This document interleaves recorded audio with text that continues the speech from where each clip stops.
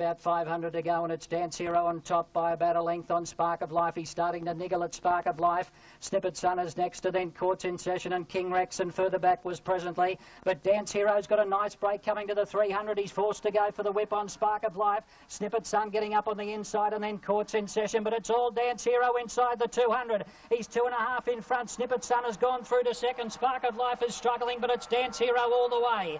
He's run them ragged, Dance Hero. Wins it from Snippet Sun. Spark of Life third, then Presently Courts in at 990 Picker Blue. Correct weight Rose Hill 7, 8, 1 and 3. First 4 tab limited $617. Excuse. Well, when you do look back, I know he's won on good and fast tracks, but he's just so brilliant when we get a bit of jar out of the track. He's just extra special. Spring racing news, and Regal Roller has scored a win at Caulfield, taking out the Bletchingley Stakes. That starts Saturday's scoreboard. The first major event of the new racing season, the $100,000 Bletchingley Stakes over 1,200 metres, went to a Caulfield specialist. Super Elegant putting his head out. Regal Roller coming at him on the line, and Regal Roller got him. Regal Roller's win paying $5.30. Super Elegant second and paying $1.90, but no third dividend. Place getters in the Bletchingley Stakes was 24. Yeah, well, 24. Well, Lazagoletta helped the averages. Yeah, that's right. A 6-year-old beats an 8-year-old. And then a 10-year-old. Well, at least there's a place for them. Yeah, sure is. We'll take a break. In Sydney, the San Domenico Stakes for 3-year-olds was won by Media, first ahead of Written Tycoon and Schnitzel. Now Media bursts on the inside the filly. She got the split Media, and Rodney Quinner's going to drive it away and win it. The win worth $8.40 and $2.10 for the place. And in round 18... Connections of champion racehorse Maccabi Diva are considering another international raid despite her disappointing run in Japan this year. The mare, a runaway winner at last night's Racehorse of the Year award, is being set for the Cox Plate but could also race in Hong Kong. It's racing's coolest night of the year, the who's who in the sport of kings. But this year it was a one-horse race. The dual Melbourne Cup winner leaving the rest of the field in its wake.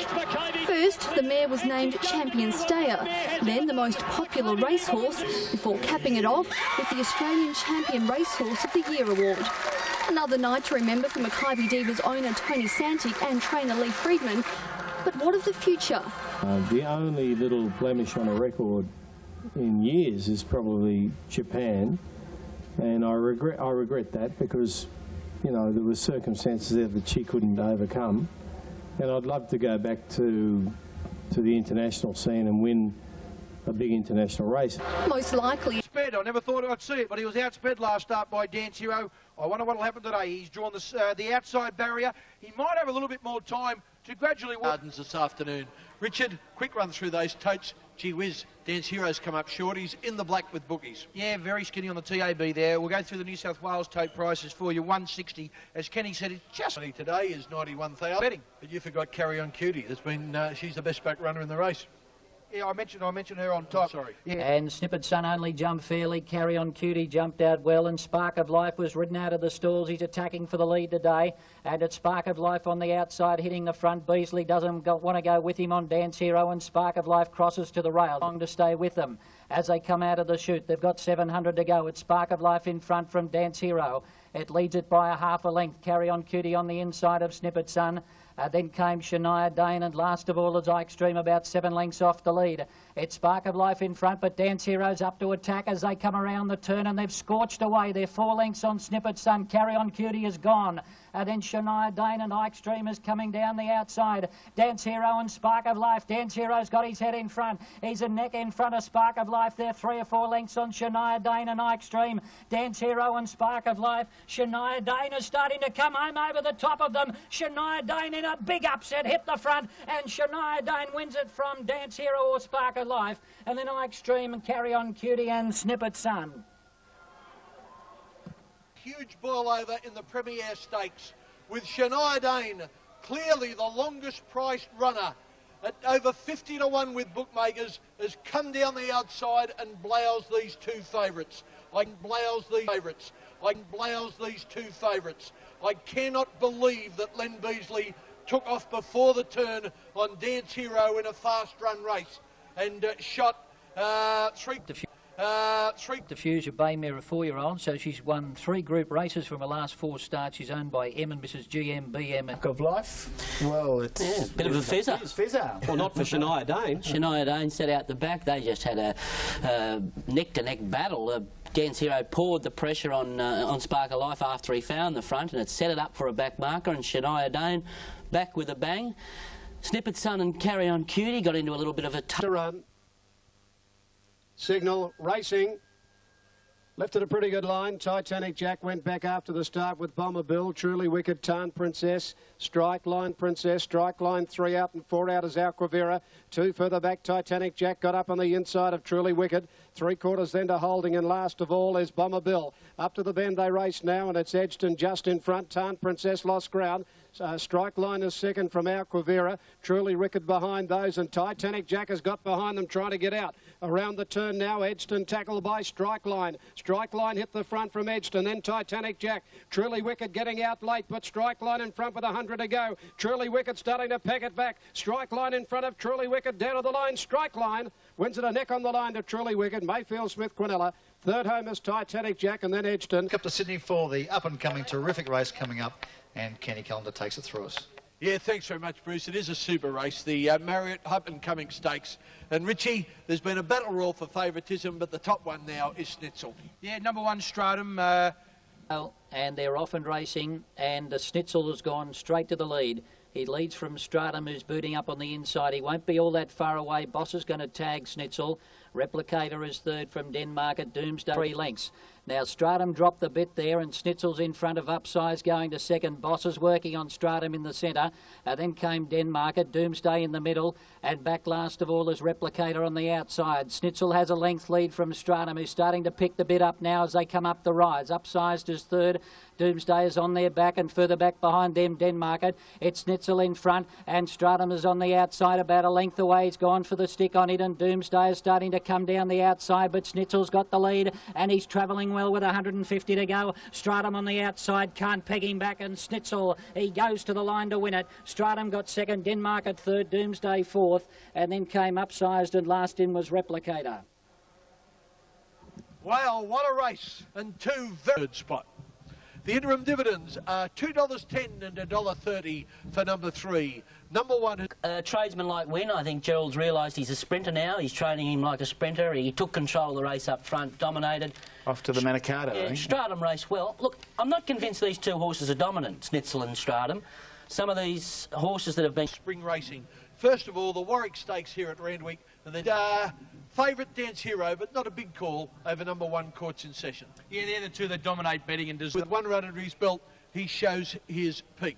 We've got a replay, Rich, of his barrier trial. 1.5 point better than yours for there, so that is a little bit of overs. Number 2, Martoom. It's even firm, 40 points. $44.60 is now comparable. Sedex, $28.60. Firm 60 points, Martoom. It's just firm another 20 in the last minute of betting.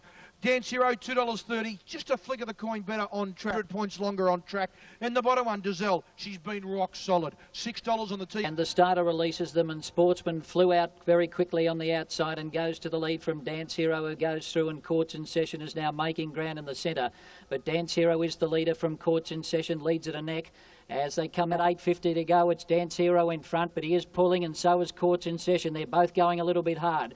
They lead by about 3 lengths on Sportsman, who's got the drop on them. Sir Dex is on the inside next from Martoom. Dazella's midfield on the rail, about 6 lengths off the lead. Then Strasbourg, a Consul, was further back, ridden quieter today. Then came Bush Honey, and Zingham is last of all and off the bit. It's Dance Hero in front at the 500. Courts in Session's a length away, and they're about 4 lengths in front of Sportsman and Sir Dex and Martoom. Dazella's taken away from the inside, followed by a Consul, and further back was Strasbourg. As they come to the 300, and Dance Hero's in front. Courts in Session going after him a length and a half away, and they're nicely clear. Sportsman is next, and Dazelle is starting to run on. It's Dance Hero in front, Courts in Session on the outside from Sportsman and Dazelle, and Sir Dex is running on. These leaders are getting very tired. The sweepers are coming. Dazelle is flying on the outside, getting through Sir Dex. Sir Dex has come through on the inside in a boil over. Sir Dex has won. There's a heap of them there for second and third. Dazelle is there out wide. Also close up was Sportsman, and then came back in behind them a Consul with Courts in Session. Dance Hero was stopped from Zingham, Martoom, Strasbourg, and last in was Bush Honey. This is by Dexter from Amouage. He's a brown gelding, a 5-year-old, trained by Greg Hickman and ridden by Zach Purdy. Sir Dex. Good win. Look, he trialled really well coming into it, but they did set it up for a run-on horse, as was the case the previous week. They went hammer and tongue. Courts in session just will not go, refused. He refuses to settle unless he leads. Every race he's won, he's led. Look, his run was courageous considering the circumstances, and Diesel. Hands and Hills ride by Beedman. Had a few little critics there too for not belting her. Which I think she was giving her best under the Hands and Heels. Well, I wouldn't have thought she could have done that, given the way the race was run. Yeah. Lee, what was that you just... Today for Opportunity. She's been sensationally backed to win the Silver Shadow, and she's a clear-cut favourite on course. Don't worry about the Glamour Sydney fillies. Don't worry about the 2-year-old of the year, Fashions of Field. All the money is for Opportunity. Certainly is, Kenny. Number 1, Fashions of Field, 4.80 on the tote. Just over a point longer. Big overs. Comparable. Nemesis, $4.50, a half point longer. Paulini, $14. You can double Paulini's price. Pegasus Danica, 40. I thought she looked... Shadow. There's trouble in close. Now they're away. Offend Racing and Abelian Borgers missed the start with Catch the Bird, and Fashions of Field fired out near the centre will take the lead. Heartstrings is going through near the inside with Regal Cheer. Settling off the speed, Passacateer on the rail from Paulini. Then Pegasus Queen, Amelienborg, Catch the Bird. Nemesis is a long way back and 2 lengths to Flora Danica. As they come up towards the bend now, Media's trapped out 3 deep on the outside of Fashions of Field and Regal Cheer on the rail. Behind them is My Jubilee. Then came Heartstrings, Passacateer, Opportunity and Paulini were next to Nemesis, about 6 off the lead and the widest runner. As they come up towards the 300, and Media has been beaten off by Fashions of Field, who's taken over. She's raced to the lead, Fashions of Field from Regal Cheer. Then Media, Nemesis coming down the outside. Opportunity can't win. It's Fashions of Field in front. Nemesis is starting to fly on the outside. Nemesis going after Fashions of Field, and Nemesis from well back hits the lead and runs away with it. Beats Fashions of Field, and back in 3rd spot Paulini, and then came Media, which over-raced, followed by Flora Danica, Passacateer, Regal Cheer, and then came Dara Gold. Well, unfortunately, the Victorian didn't run up to the money, and it was one of the locals, Darren Beedman, on the John Hawkes trained Nemesis, and aren't his 3-year-olds going super. That's Fashions of Field in centre screen, heading off Regal Cheer. In a moment, you'll see Nemesis. Here she comes in the cerise, right down the outside, grabs the 2-year-old of the year, Fashions of Field, and a beaut run. Paulini in 3rd spot. 6-1 and is with it. Yeah, we're all great to see Nemesis back, and Pete, she gave away a big start. She's top draw. Certainly was a good run, Rich. She's promised a lot before, and today she's finally delivered. It was good to see. Yeah, she got back the chip. Passacateer is close up, so is My Jubilee. They can't come on, and then it's left to Paulini in the orange cap and Nemesis in the cerise. And Nemesis went home best of the 3 to grab Fashions of Field, with Paulini in 3rd spot. Nemesis in the Silver Shadow. Yeah, look, she obviously showed the most improvement out of the first up run. She sat back and come with a withering finish, and look, she may be well back on track to what she promised early. Fashions of Field, probably the big weight anchored her. Yeah. She had the 58. She paid the penalty. She's always shown courage, and look, she wasn't horse on the turn and rallied again at the finish, and. Well, Opportunity, well, obviously there's a problem there. She was backed as if unbeatable. I've never seen a spunkier-looking filly in my life. Yeah, you were raving about her on there yesterday. She is. I've seen it too. It's good time. Oh, so laid back. Yeah. That's unfortunate. Love you. Well, that's why everyone was talking about her genuinely being an Oaks filly, because she had that beautiful style. I hope it's not too bad. Whatever. Put it in for 3rd. The money's starting to come now too, Kenny, for 1 in a million. I've got it on top. And there's only 70 cents between it and Lotteria. 2 very good mares. Interesting to him. Possible to tell from a distance those 2 horses apart, so they've changed the event. And the starter releases them, and beginning a little bit slowly was Lieutenant. It's gone out the back, and Lateria jumped well in the centre to lead from 1 in a million. Cool front and outback Prince middle, followed by Kablamo, and further back behind them Danny Martine, Wild Iris, and Utzon is out the back last of all. The favourite Lateria leads on the rails, 1 in a million on the outside of it. Second, 4 Valor is 3rd, 3 deep. And then came Max Tune, followed by Outback Prince, who's in that group of horses as well, as they approach the home turn. And there's another one going through in the centre. It's Cool Front. then Lieutenant, and further back behind them, This Man Should, Wild Iris Bandara, Danny Martin and Yutson are a long way back, but Lateria and 1 in a Million break away as they come towards the 200. It's Lateria on the inside, about a neck in front of 1 in a Million. They're 3 lengths on 4 Valor. Lateria on the inside, he goes for the stick on 1 in a Million. It's Lateria boring out a little bit from the inside, but she's a half a length in front. She'll win the money. Lateria beats 1 in a Million. 4 Valor got third just in front of Max Tune and then Lieutenant. And further back was Kablamo and Cool Front. And down the outside, Danny Martin from out. I've never seen so many horses pulling in a 1,200-metre race, and the first 3 around the turn were the first 3 to the line. Number 7 at least, and I can't remember them going slower in a top grade 6 furlong race at Randwick. I really can't. It's been a touch easy. Resumes today since running in the Blue Diamond, $7.90 or $8 now on Super Tab. You can see there, and bookies are betting the race. Seb weight penalties of $100,000. The fillies coming in. Best backed is Chepwin South. Heavily back to your number 10. On our way with them with Stormy Miss, and Kayambi began well. Chepwin South didn't have much speed. It got back to last when they settled down with it. Nearer the inside, Amarazetti from Red Faloo. Further back in the race, Kayambi, followed by Red Hot Mama. A gap then to Assertive Guest, who's got well back coming to the turn. With Brockman's Lass, who's dropped out to last, and the favourite Chepwin South is second last there. Homeward bound and well off the rail. Around the turn they come, and Pine Zero from Doubting going up on the outside. Further out, Kayambi, and back on the inside, Amarazetti. Then Red Faloo and Chepwin South with a late run, but ducking in behind them. Pine Zero the leader. Kayambi on the outside, and Doubting trying to peg it back. Pine Zero's got a real kick, drifting to the outside fence, but it's in front of Kayambi. Doubting. Chepwin South has gone back to the inside. It's coming hard. Pine Zero just in front near the line. Pine Zero has just beaten Chepwin South. Doubting is third. Then Kayambi, a gap Assertive Guest. Further back in the race, Red Hot Mama. Brockman's Lass, a gap to...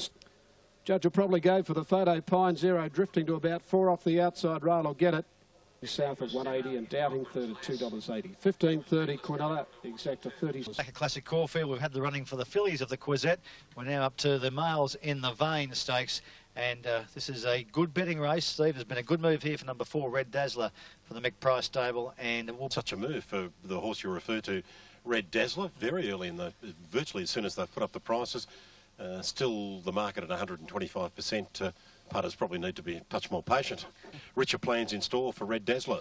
Slated to run tomorrow at Sand. Artorius as they come up with about 600 metres to go. It's nearer the inside. Automaton and Paternity have gone up quickly. Red Dazzler, the widest runner. 2 or 3, maybe better. Crest Winner, they're all being ridden along. They turn for home now. Artorius down nearer the inside, about 3 off the rail. Straightens in front of Red Dazzler, out wider on the track from Automaton the middle. Then Paternity, maybe better, and nothing else from behind at the moment. It's Red Dazzler under a hold, going up to Artorius at the 200-metre mark. It's accelerating now, Red Dazzler. Look at it go. Sprints away now. It's all over from Artorius. Maybe better battling on. Gets up to second. But Red Dazzler opens up and canters home. Red Dazzler wins by 3 lengths to Maybe Better. Big Leagues got up on the inside to run third from Paternity. Then into Mono out wide. Further back, Artorius knocked up with Automaton. Cress Wiener. Red Dazzler, number 4. Big win. Big win. Opened up on the straight. The race was over. Females, 1:14.17. Interesting, the last 800. Red Dazzler's run was all right. Red Dazzler in the Vein. Look, it's just come back absolutely flying. Got guineas written all over it. And the runner-up was all right. Now, Steve, this is the feature race. The Group 2 Liston Stakes. Bookies are letting us on number 4 here, Regal Roller. Black figures. Let's have a look at the totes across the board. Odds on Super Tab here on the tote, Regal Roller. Bookies are betting black figures on course. He is the only one, number 8 there. Sorry, number 8, Perlin, at $9 on Super Tab, matches its price here on course. The only other horse on the double figures on the tote is number 13, Salsa, but is double figures here on course. So away from Regal Roller, it's still good on the totes, Regal Roller. He's black figures across the country, but he's red figures here on course as we go up to our caller. Coming up now is Modem. Moving up for the JJ Liston. Super Elegant took the race 2 years ago. Last year, Regal Roller. And has gone up for the Liston. They're ready now. Set to run, they're racing this time. Modem ambled out of the gates, didn't jump well. Super Elegant, Regal Roller began quickly. They're up with the lead from Salsa early. Further out is Our Smoke and Joe. Roman R. Perlin at the 850 coming down the side. And the leader is Regal Roller. He's dawdling in front. Outside him, Super Elegant. Roman Archer's 3 out. A length and a half further back, Selsa Modem. Ladder the Manor, 1.5 then to Fields of Omar. 2 lengths further back, Our Smoke and Joe. 2 to Hollow Bullet. Further back, Vouvray and Perlin last of all. Before the turn, Regal Roller, Super Elegant together. On the outside of those, Roman Arch. 2 lengths further back, then Selsa, Ladder the Manor. Fields of Omar cutting the turn back on the inside from Our Smoke and Joe. Around the home turn they come. Regal Roller in front of Super Elegant, and further out on the track, Roman Arch. 2 lengths further back is Selsa. Fields of Omar back to the inside, a gap to Ladder the Manor, and Our Smoke and Joe, they're across the track here. And it's in the centre, Super Elegant. Regal Roller is gone. Out wider on the track, Ladder the Manor is starting to finish hard, and Selsa the inside. Our Smoke and Joe and Ladder the Manor. It's Our Smoke and Joe, Ladder the Manor in front, and Ladder the Manor scores a neck to Our Smoke and Joe. Third's either Super Elegant or the inside Selsa, then Vouvray, Fields of Omar, Roman Arch. Well back in the race, Perlin, Hollow Bullet. Regal Roller has stopped to a walk, has run second last, and last of all is Modem. Ladder the Manor, number 9. $10.40 and $2.60 the winner, $2.70 for Our Smoking Joe, $2.20 for the Grand Horse Super Elegant, $50. Though with the run of Our Smoking Joe, oh look, he's in peak form at the moment, and it was a big step up in class for him yesterday to go to a race at Wayne Frey's level, but I thought he acquitted himself pretty well, and it took a pretty good horse in Ladder the Manor to beat him. Lee, is that as good as he is? Can he get any better? I think, to be honest, I think he's still a bit wintry, Alf. I think there's a bit of improvement in the horse yet. And tells you what sort of a trainer he is with this Ladder the Manor. He's obviously a very unsound horse. He does handle wet tracks very well indeed, but it's just an awesome performance. You know, Fields of Omar, I didn't mind its particular run yesterday. It was quite good. But best run in the race was Vouvray, and Perlin caught the eye running on late and hands and heels. And Less affair here at Rosehill, but a good field nevertheless in the Aquaplan Concord Stakes. Yeah, and the big news is Sparkle Life just met with plenty of support in the betting ring. It's now a clear cut for half point better than yours for theirs. Red Oog, $2.50 on the New South Wales tote, $2.60 there. It's $1 longer on track. No to full point. Binding, $8.90, $1 longer with the bookmakers. Dance the Waves is just over 1,100 metres. And they're often racing, and one of them stumbled at the start there. It may have been Spark of Life, but he's now picking himself up. Presently he's racing him for the lead, but Spark of Life is a narrow leader from Presently. Can't get away. Binding is back last of all. Spark of Life's about a length in front at the 600. Presently's on the outside second from Desert War, showing plenty of speed. Oscar Warrior's on the outside of it. Red Uga's trying to come off the fence. He's pushed out underneath Dance the Waves. Academe back on the rail and still 3 lengths to Binding. It's Spark of Life in front. Presently's on the outside about a length away. Oscar Warrior next from Dance the Waves. It's Spark of Life in front, but I'd say he's struggling. Presently's gone up to him now, and Red Oog's trying to force through, but Presently took over from Spark of Life. Now Red Oog is seeing daylight, and Dance the Waves on the outside. Spark of Life refuses to give in. Red Oog is coming at him now. Red Oog stuck his head out and gets the money. Red Oog wins it from either Spark of Life or Dance the Waves in a photo. Presently was close up, and then came on the outside Binding, Desert War, and then we've got Academe and Oscar Warrior finishing close up to them. Well, the Doom and Tedu got 7 first goes for 5 wins. Yeah, he's a super horse, fresh and loves Rosehill. So. What are you going to do with him over the spring, Joe? He'll run in the shorts next, and he probably won't have another run between the shorts and the Salinger. Mate, congratulations. Enjoy the moment. Great. Thanks very much. Dance the Waves. And look at Binding. He's 4 lengths away. Watch how close he gets at the finish, right down the outside. Now, Red Oog dives through, grabs Presently and Spark of Life, holds off Dance the Waves. And did you see Binding? That's his head there, right out. What a run. Here's Richie. Yeah. Is the next race before we dash off to Kilmore. I'm tipping TAB number 1, Paratroopers. I think he can win from Pendragon and racing to win. With Noel Callow in the meantime, there's $1 million race coming up in Sydney, the Golden Race. Let's go up to Kenny and Richard to preview the big race. Yeah, thanks a lot, Bruce, and it is a great race, Rich. I think we'll start off by going through all these prices. Clear-cut favourite, well...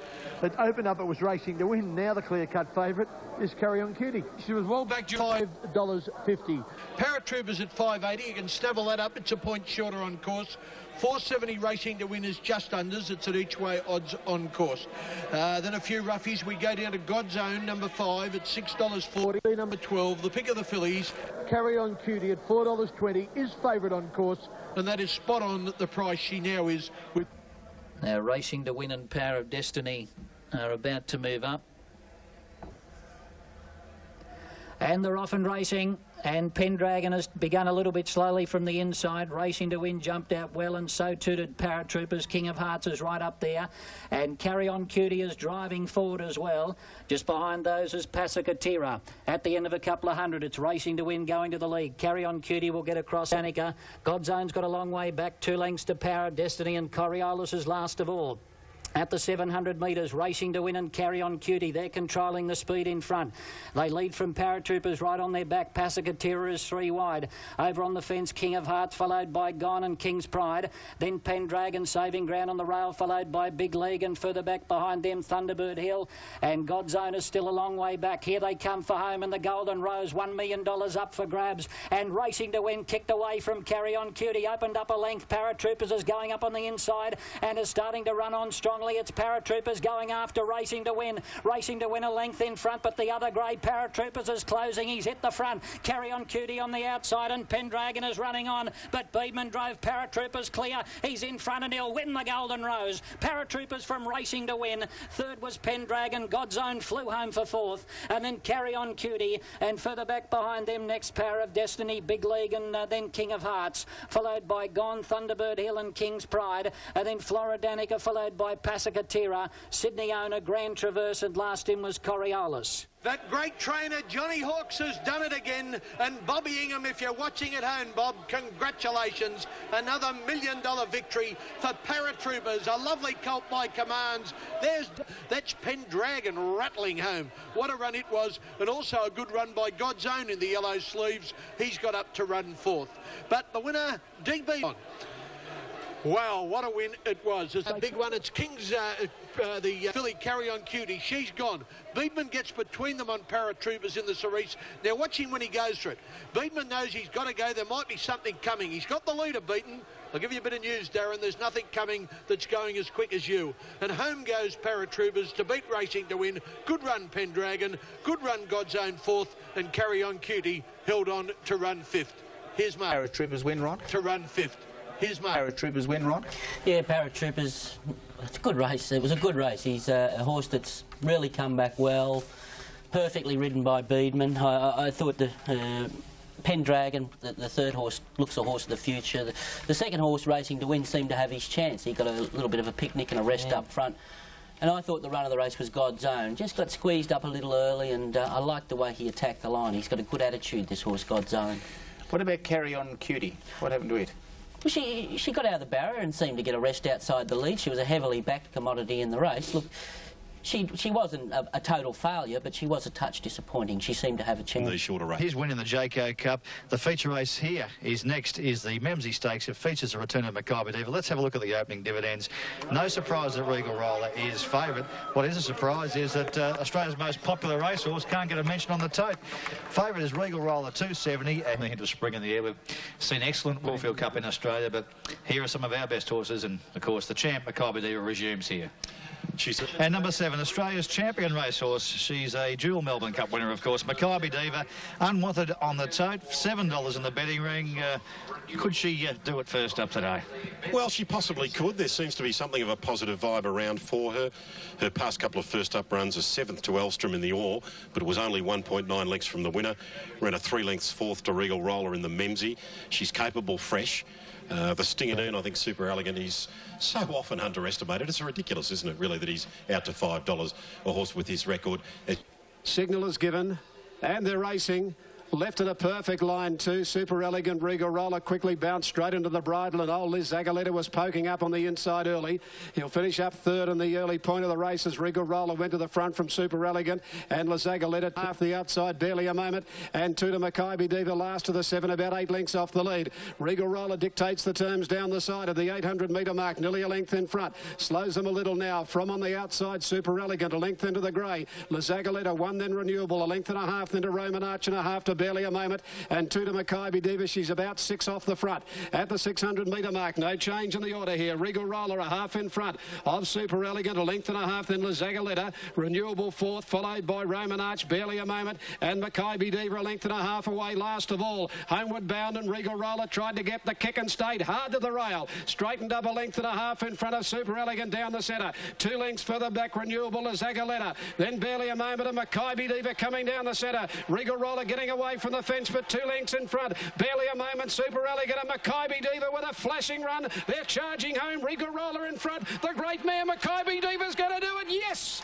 Well, mighty return by Maccabi Diva. She's got up to win ahead on the line to either Regal Roller or Barely a Moment. A great run in the middle in this photo for the miners, but the great mare has returned triumphant. Then further back in the race is Super Elegant, followed by Roman Arch. Then came Lazagoletta and Renewable as last of all. What a return by Maccabi Diva, last on the turn down the centre of the track. And she has stormed down the outside to take the Memsie first up. The champ is back. Absolutely outstanding, Brian. Outstanding return. Imagine her going around at $8.60. What are we doing here, Steve? Are we carved out of concrete? Yes, incredible, Bruce. Soft win on the line. Soft hands from Stephen King. Probably suited this mare perfectly first up. At no stage. Australia's champion racehorse, Maccabi Diva. What a thrill, Steve. What a comeback. Yeah, Keith. I mean, look, she's got the score on the board. I mean, you don't want to downgrade the opposition, but it was a fairly soft win. You gave them... Yeah, but in saying it was a very soft win, and now just going to try and get rid of Bossy. That's going to be difficult to do because you were the Let's Elope, Caulfield Cup, Melbourne Cup and other wins on her. Is there a comparison between Let's Elope and Maccabi Diva?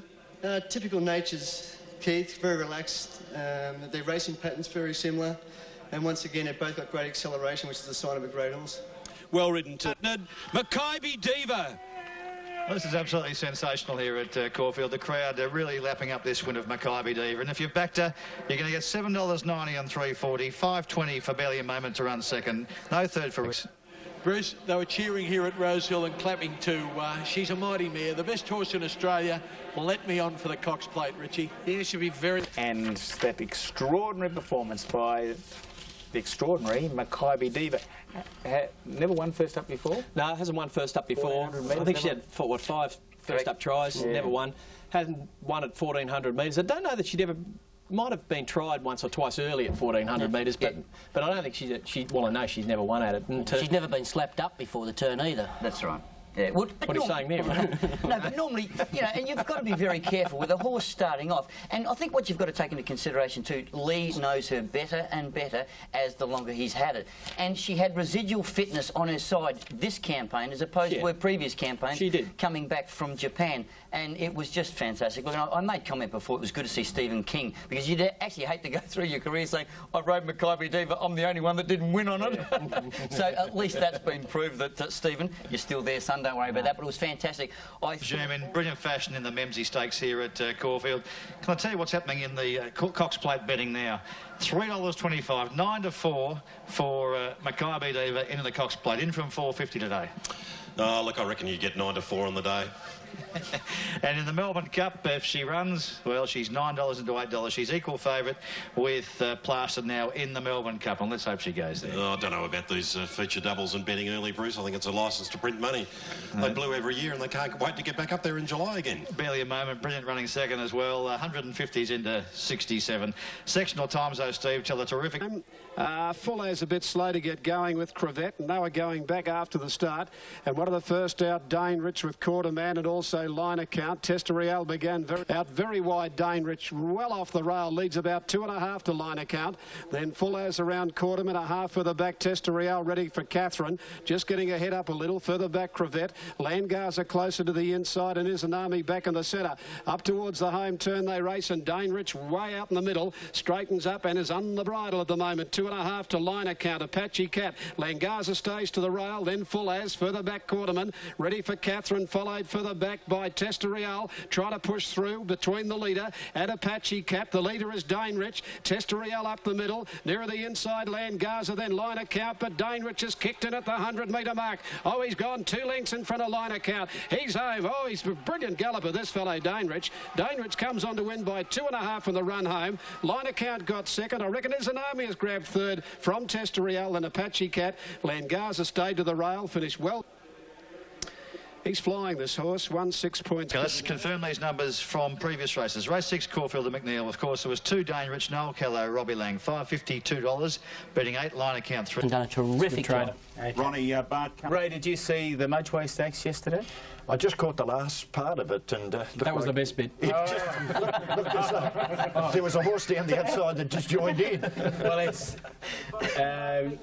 accelerate. Watch him from the back of the field. Keep your eye on the left of your screen. Yeah. Red excellent. Excellent. Here's the jewel after them. Then we've got on the outside Irish Rover. Bell Muse coming across heels as well. Miss Potential. Shinzig over on the outside. The jewel wide of Bell Muse. And look at Excellent. Look at Excellent flying right down the outside. Amazing. He is a megastar. Excellent. We came here on the left of your screen. Red excellent. Excellent. Here's the jewel after them. Then we've got on the outside Irish Rover. Bell Muse coming across heels as well. Miss Potential. Shinzig over on the outside. The jewel wide of Bell Muse. And look at Excellent. Look at Excellent flying right down the outside. Amazing. He is a megastar. Excellent. We came here today thinking 1,400 metres was too short, but hey, you can't hold champions back, and I think after that people realised just what a super horse he really is. As bullish as you were about him before the race, 1,400 metres, you can't have expected him to win. I didn't expect him to win. I thought he'd be running home nicely and run into about 5th, and at the 200 I thought that's exactly what was going to happen. I was looking at Clean Sweep coming up on the inside, but then I saw the couple of big bounds when Mickey gave him a tap behind the saddle, and we know what sort of turn of foot he's got, and my God, he did it today, and that's a serious win. So he's a horse that doesn't need a lot of racing. Where do you go to next, and how many starts will he have in the spring? Well, this might change all our plans. No doubt the handicappers had a bit of a look at him today, and the weights aren't out yet for the Melbourne Cup, so we'll have to hang on there with a bit of bated breath. Who knows, it might be the Cox Plate now. Yeah, well, excellent. Jointly trained by Mike Moroney and Andrew Scott. We just saw and heard Paul Moroney, the brother of Mike. Miss Potential second, Shinzig. So now that was a terrific field. But the way it did it, Richard. Oh, magnificent effort from Excellent coming from the back of the field. He hadn't run at 1,400 metres before, and he just showed that he'll get further as well. What he ran his last 200 metres in must be unbelievable, because Miss Potential is no slouch. She keeps going at a strong bat, and, you know, a proven Group 1 winner here in Australia as well, Miss Potential. And did beat Lingy. Yep. Yes, yes it did. And this horse is going to come over here with a huge reputation. He might just be the first New Zealander in a while to pull off some really big races over here. Look, he's a serious horse. Look, the only time he's been beaten is when he come to Australia, remember, and they backed him off the map in the Derby. Yep. But it was a heavy track. Yeah. So we must concede to give him an excuse there. Talking down this field, I know it's Miss Potential there, the mare that we've seen many times running, leading right to near the post. He was playing down the class of the field yesterday. The horse won't run until the Capital. It's 4 weeks away, and they're not concerned. Excellence and throwing the Cox Plate and the Cups. The one main mission, though, is the Melbourne Cup. Definitely runs in that. I'll tell you what they're most concerned about. The weights haven't come out for the Cups yet. That's what they're most concerned about. So they'll be talking that field down. Oh, it's just a win, you know. He's just an ordinary little horse. They don't want the 6 starts, 3 Group 1s. You don't see that happen too often. Actually, Starcraft... Next Wednesday. Australia's champion filly, Alingi, has made a stunning start to her career in North America. This is Alingi winning a Group 3 race on debut. First up, 1,700 metres, believe it or not. They're off. And it's Lentil raking on top. Stupendous misses there. Cape Puntual on the far outside. Lorena toward the rail. Into the first turn. Lentil to be the leader. Stupendous miss on the outside. Runs second in the early going here. Lorena tucked away neatly in behind the lead and at the hedge and running in third. Cape Puntual is fourth. Finery is fifth. 4 lengths back to the favourite, Alingi. Alingi is running in 6th position, better than 10 lengths from the lead. A brief 2.5 lengths back. Alingi still racing in 6th position, still with a lot to do. She's about 9 lengths from the lead. Moving right alongside her, there goes Delta Princess. Around the far turn, Alingi's been asked to pick it up now. She's moving very quickly. Coming to the top of the stretch, it is Cape Puntual coming with a 3-wide sweep after the lead. La Reina is right there. And down toward the inside, Lentil is given way. Alingi's in the clear. A clear shot at the lead as they come into the final furlong. Cape Puntual in front. And now a tap for Alingi. Here's Alingi on the outside, and now she's got the lead. It is Alingi in front. Cape Puntual is second, followed by Finery and Delta Princess.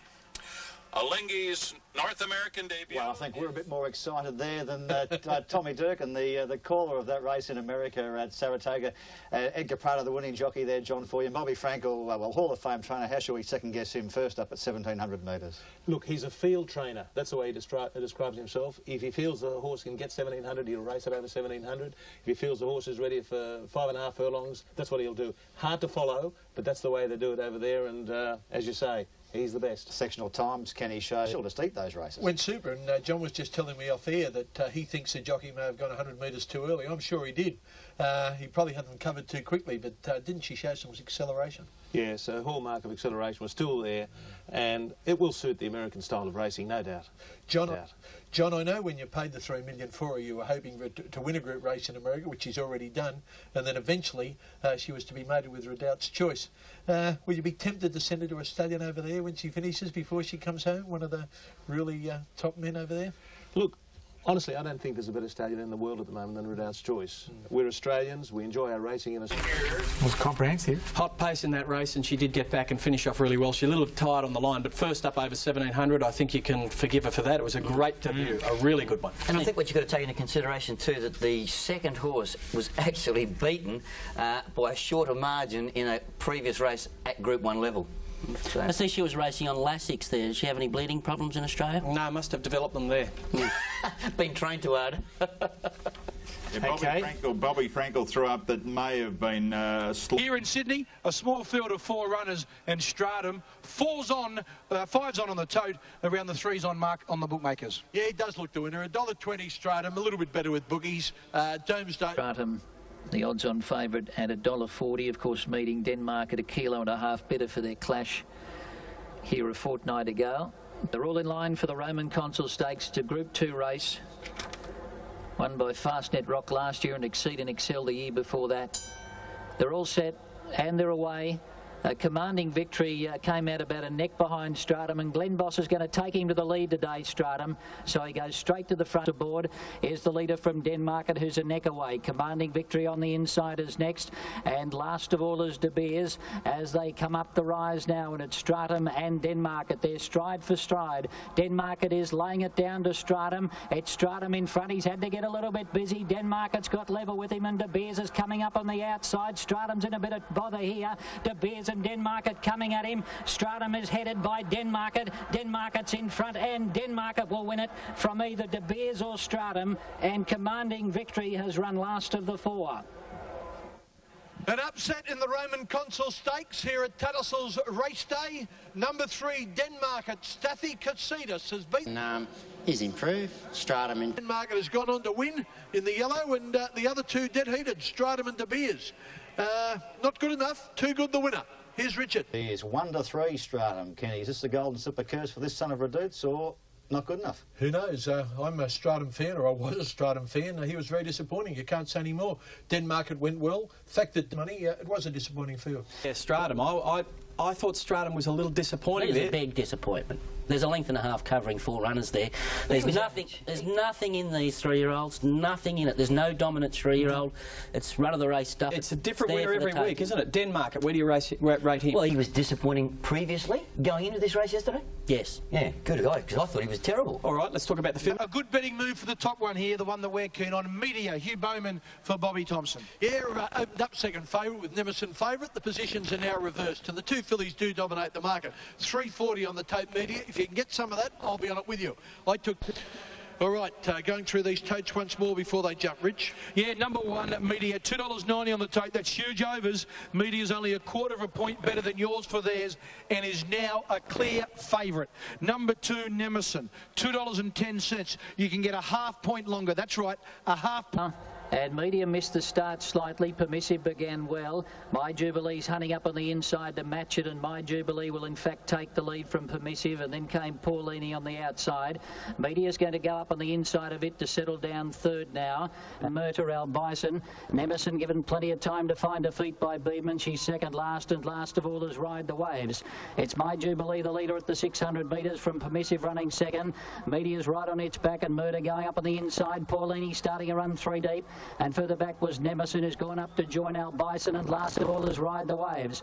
It's My Jubilee, the leader from Permissive. Media's coming up to challenge on the outside, and Nemesis is trying to track it through, but Media went very quickly on the outside to hit the front. She takes over from Permissive, but Nemesis is starting to run on strongly now. It's Media in front. Nemesis's a length away and starting to close. Media in front. Nemesis and neck away. Media and Nemesis settle down to fight it out. Nemesis stuck its head out and won it. Nemesis beat Media. Permissive third, and then El Bison followed by Paulini and Ride the Waves, Murta, and back last of all behind them was the early leader, My Jubilee. A thrilling finish, two very, very good fillies. Media and Nemesis, with Nemesis just getting the prize. Number two, Nemesis. Pete, 1,400, not 1,399, I think was, she was happy with that. She ran it out. She certainly did.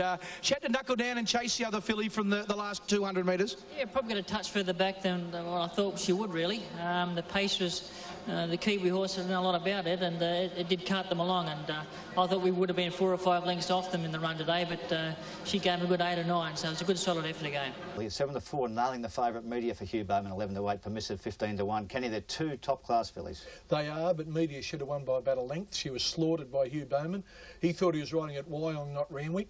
They carved out very fast sectionals up in front. He couldn't get to the lead quick enough. Dazzling Darren knew how fast they were going. He sat back off them and had the last laugh. If he'd have held Media up and made his run at the right time, Ronnie Quinton type ride, he'd have won easily. Having said that, Fillies then. Nemesis, back to winning form. Media might have been a fraction unlucky, but they were probably the two best fillies. Well, at least they've held their form. Yeah, they have. Nemesis proved that she's stronger. She did get a lovely slipstream into the race there, and it was a lovely ride by Beedman, where Media, although she was beautifully ridden, she was left in front too soon. And the TAB prices at the moment on the Chelmsford, the main race here at Randwick. Number one, Martu, $27 is pretty much comparable. Number two, Sedex, $5.60. You can get a point and a half longer. The horse that needs a dry track, and it has got it today, Natural Blitz, $9.40, 4 points longer. Spot on the mark. Giselle, $2.60, a little bit shorter on track. Nevis, $7.30. Snaveled that up. It's 3 points shorter on track. And Aldaris racing, Consul's missed it a length, he's back last of all. Nevis came out running on the outside. Martoom and Bandara's going forward as well, and Natural Blitz is right on the speed, but it's Bandara taking the lead narrowly from Nevis, who's steadily coming across. Bandara and Nevis are the joint leaders, and Sir Dex has had a nice trail behind them from about the 900 metre mark. Then Martoom and Natural Blitz, followed by Bush Honey. Consul is now out 3 deep from Jim Carrell, and then came Zingham. Dazelle is still giving these leaders a big start. She's about 10 off the lead, and Wild Iris has gone up on the inside of it. It's Nevis and Bandara as they turn for home. Nevis has put its head in front there, clear from Martoom and Sir Dex. Further back behind those horses of Consul. Dazelle is coming right down the outside, but she is giving away a big start. It's Nevis and Bandara. Sir Dex trying to reach them. Natural Blitz is coming as well. It's Nevis clinging onto the lead with 50 or 60 to go. She's just in front. Natural Blitz and Sir Dex come, but Nevis hangs on to win the Chelmsford. Nevis wins it. Oh, there's 3 or 4 there for second and third. Natural Blitz with Sir Dex and Bush Honey and Bandara the inside. Back behind those horses next we had Martin. Wins the Group 2 Chelmsford Stakes on the David Payne trained at Nevis. She showed a lot of courage, that mare. That's Giselle. She's widest of all with the pink cap. But let's get back to the leaders. Nevis is fighting on gamely. The one on the inside doesn't give up, and then the two on the outside, Sir Dex and Natural Blitz, they dive. You know, what a thriller it was. I reckon there were 6 horses within about 3/4 of a length. Here's Richard. Thank you, Kenny. A half neck by 5-2. Nevis beat Sir Dex at 7-1. Natural Blitz at 15-2. Nevis got the prize. A blanket finish. slowly run race. Kenny, we've spoken to David Payne this morning just on the winner, Nevis, you see there, for Hugh Bowman. Going to stay in Sydney for the Epsom, and then perhaps the Cox Plate more so than the Caulfield Cup. Jerry Harvey to make a decision on that with David Payne, but good performance. But look, they're finishing a bunch here, Kenny, not much between these. No, I think that takes the gloss off the form. Look, Nevis is a good mare, love to own her, but she's not Cox Plate horse. Horses. Yeah, look, Nevis confirms she's going to be a major player, though, over the spring. She's a lovely mare, this. She's had 3 runs for 3 wins this time in. Sedex confirmed that his first up run was no fluke. Well, his first up win was no fluke. Probably the talking point was Dazelle. Everyone thinks she was a touch disappointing. It wasn't a fast run race on paper, but she's a stayer who was never going to be suited second up in that race, and was probably, in retrospect... This year, the Gate Waterhouse trained Lotteria, or Lotteria, whatever you want to call her. She's $2 on the tote and just a little better with bookies. As long as she's in front when they get to the post, I'll just call her my sweet darling. Number 1, Danny Martine. She's firmed a full point, $9 on the tote. You can't get that now. She's 2.5 points shorter. Number 2, I Extreme, $5.70. She's about a point longer on track. Number 3, Lotteria, $2 on the tote, 30 cents longer with the bookies. Number 4, that's about right. Number 10, Hennessy Waltz, 18. She puts herself there really effortlessly, and she looks to control it. Yeah, I thought Shania Dane would go forward and be up there with her. I don't.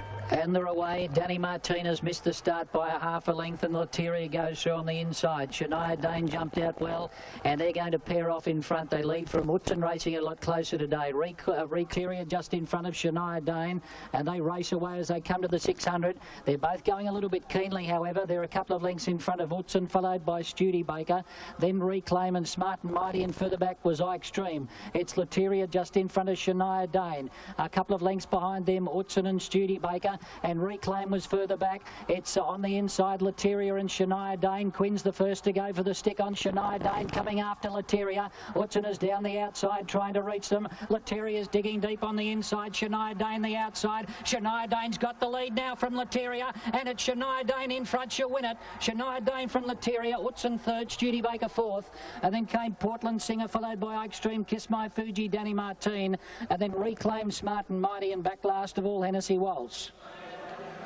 Good one that was. All right, the interim dividends on 6, 3 and 9. $6.30 and... Rod Quinn, the rider in this case, 9-2, nailed the favourite. Lotteria 6-4, Udson third at 16-1. Kenny, I think you like the run of, well, apart from the first 2, of Studebaker. Yeah, I like the whole race. I think it'll be a terrific form race. I think Udson, who run third's, going somewhere. I think the first 2 are absolute top quality mares. She's not that big, Shania Dane, but by golly, she's got a big enough motor. She just 1,600 metre record holder. She's no slouch. Well, Lotteria, perhaps Cox Plate, we're not so sure. Yeah, well, you know, what's going to be in the Cox Plate? You know, Makybe Diva. Makybe Diva, full stop. You know, I'd be thinking of it still. John, that's to Lotteria right from the word go. Outstanding. Shania Dane to run down a mare like Lotteria.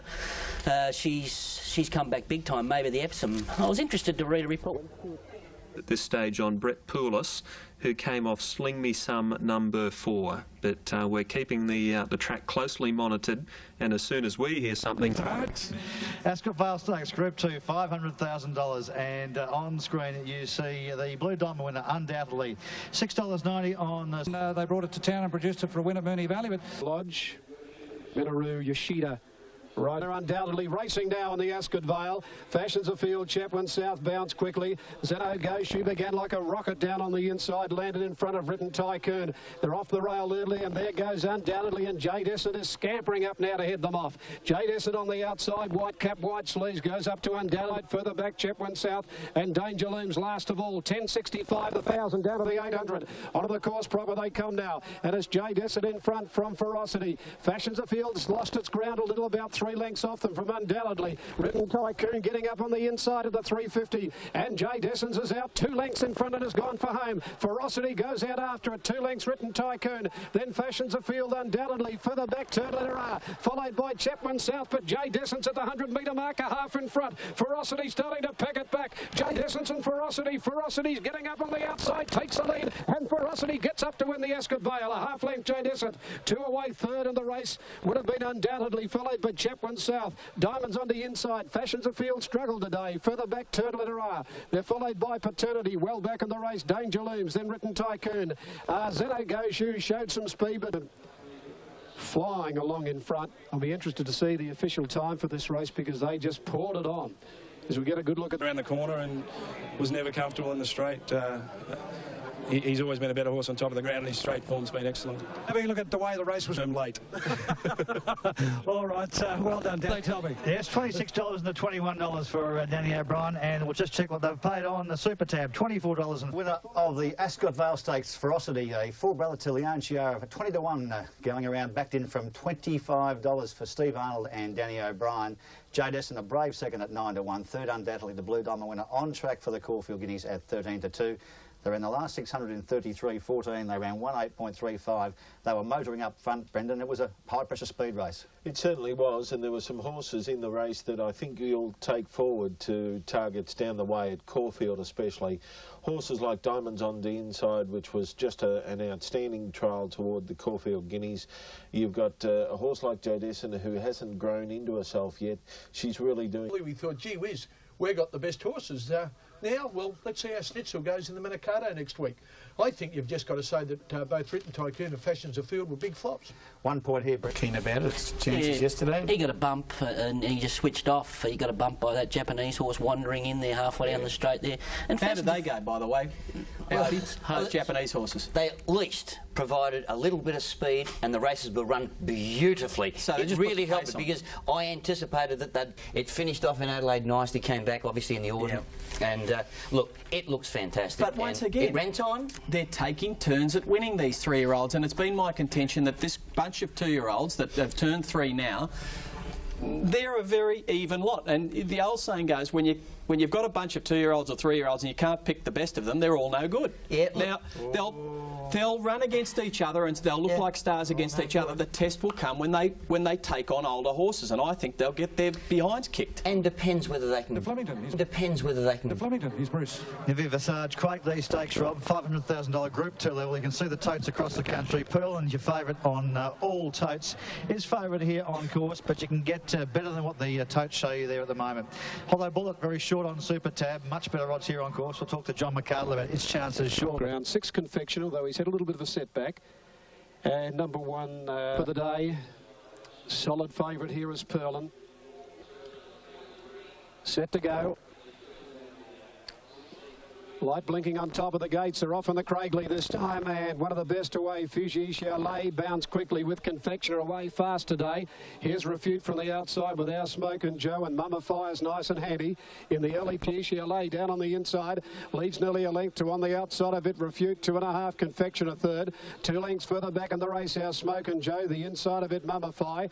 Pearland's improved, but it's caught 3 deep. Further back in the race, Stella Gron from Ken Jal. Then Hello Bullet free at last, followed by Demerger second to last, and Grey Song last of all. Coming around the turn now inside the 800-metre mark. Refute outside the Japanese gallop of the fence. Fuji Chalet. Confectioner 3 out in the pink. 4 out now is Pearland. Behind them, Mummify from Stella Gron. Further back then came Our Smoke and Joe from Hello Bullet down the centre. Confectioner going up to Refute and Fuji Chalet as they go to the 300-metre mark. 2 lengths to Pearland, given a crack with the whip. Our Smoke and Joe, free at last, got cluttered up. Hello Bullet starting to flash down the outside. Mummify getting out. Confectioner took the lead with 150 to go. Our Smoke and Joe after it with Hello Bullet, but Confectioner is broken clear. He's home, Confectioner. He's coming away to win 1.5 lengths.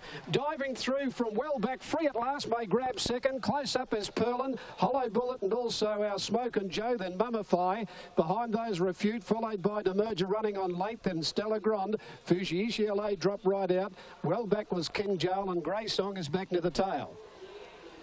Confectioner Hayes to win with Confectioner. Terrific performance by David to prepare this horse. First up, Craig Williams, the top of the straight. They look to have plenty of horse, and Craig absolutely thrilled to win on this horse for David Hayes. And since running in the... At the moment, and David Hayes has got a grin from ear to ear. I'm sort of looking at the replay and trying to look at David at the same time. And if the smile could tell us a picture, David, you're pretty happy after that. Happy and excited. I sort of targeted him as my best horse in the stable. stable, and to win first up at this level after 45 weeks just shows you how good this horse is. Just having a look at him in... David Hayes, Confectioner at 6-1, beating Free at Last, outstanding from last, 13-1, and Our Smoking Joe, 11-2. A couple of horses to look for here in the run-on will be Pearlin for 1, Hollow Bullet and Demerger. But Confectioner got the prize, and Brendan was spoken to The second horse is a 7-year-old mare who ran in a welter. And Brendan was spoken to David Hayes. The second horse is a 7-year-old mare who ran in a welter in Perth last start. So that's my view of it. Confectioner went all right. I thought the others went pretty ordinary. Brendan? Like he's had tendon troubles. Tony and the Lindsay Park team have really looked after him brilliantly. They've been very cautious with him, and on that race there he was doing a lot of things wrong. Yeah. He was a different horse. I wish we could show the footage yesterday. He travelled to the 200 and won, like, reminded me of Better Loosen Up when he beat Vogue in the Australian Cup. He just dominated the race. And I think if he can travel he did yesterday, you know, he could do what Elvis did last year, hopefully. Oh, Better Loosen Up. That's a strong rap for him, David. Can he run the 2400 metres? No, I didn't call him Better Loosen Up. But I said he dominated the race as Better Loosen Up. You said he reminded you of Better Loosen Up. Let's leave that. Let's get on to can he run 2400 metres? He beat you anyway.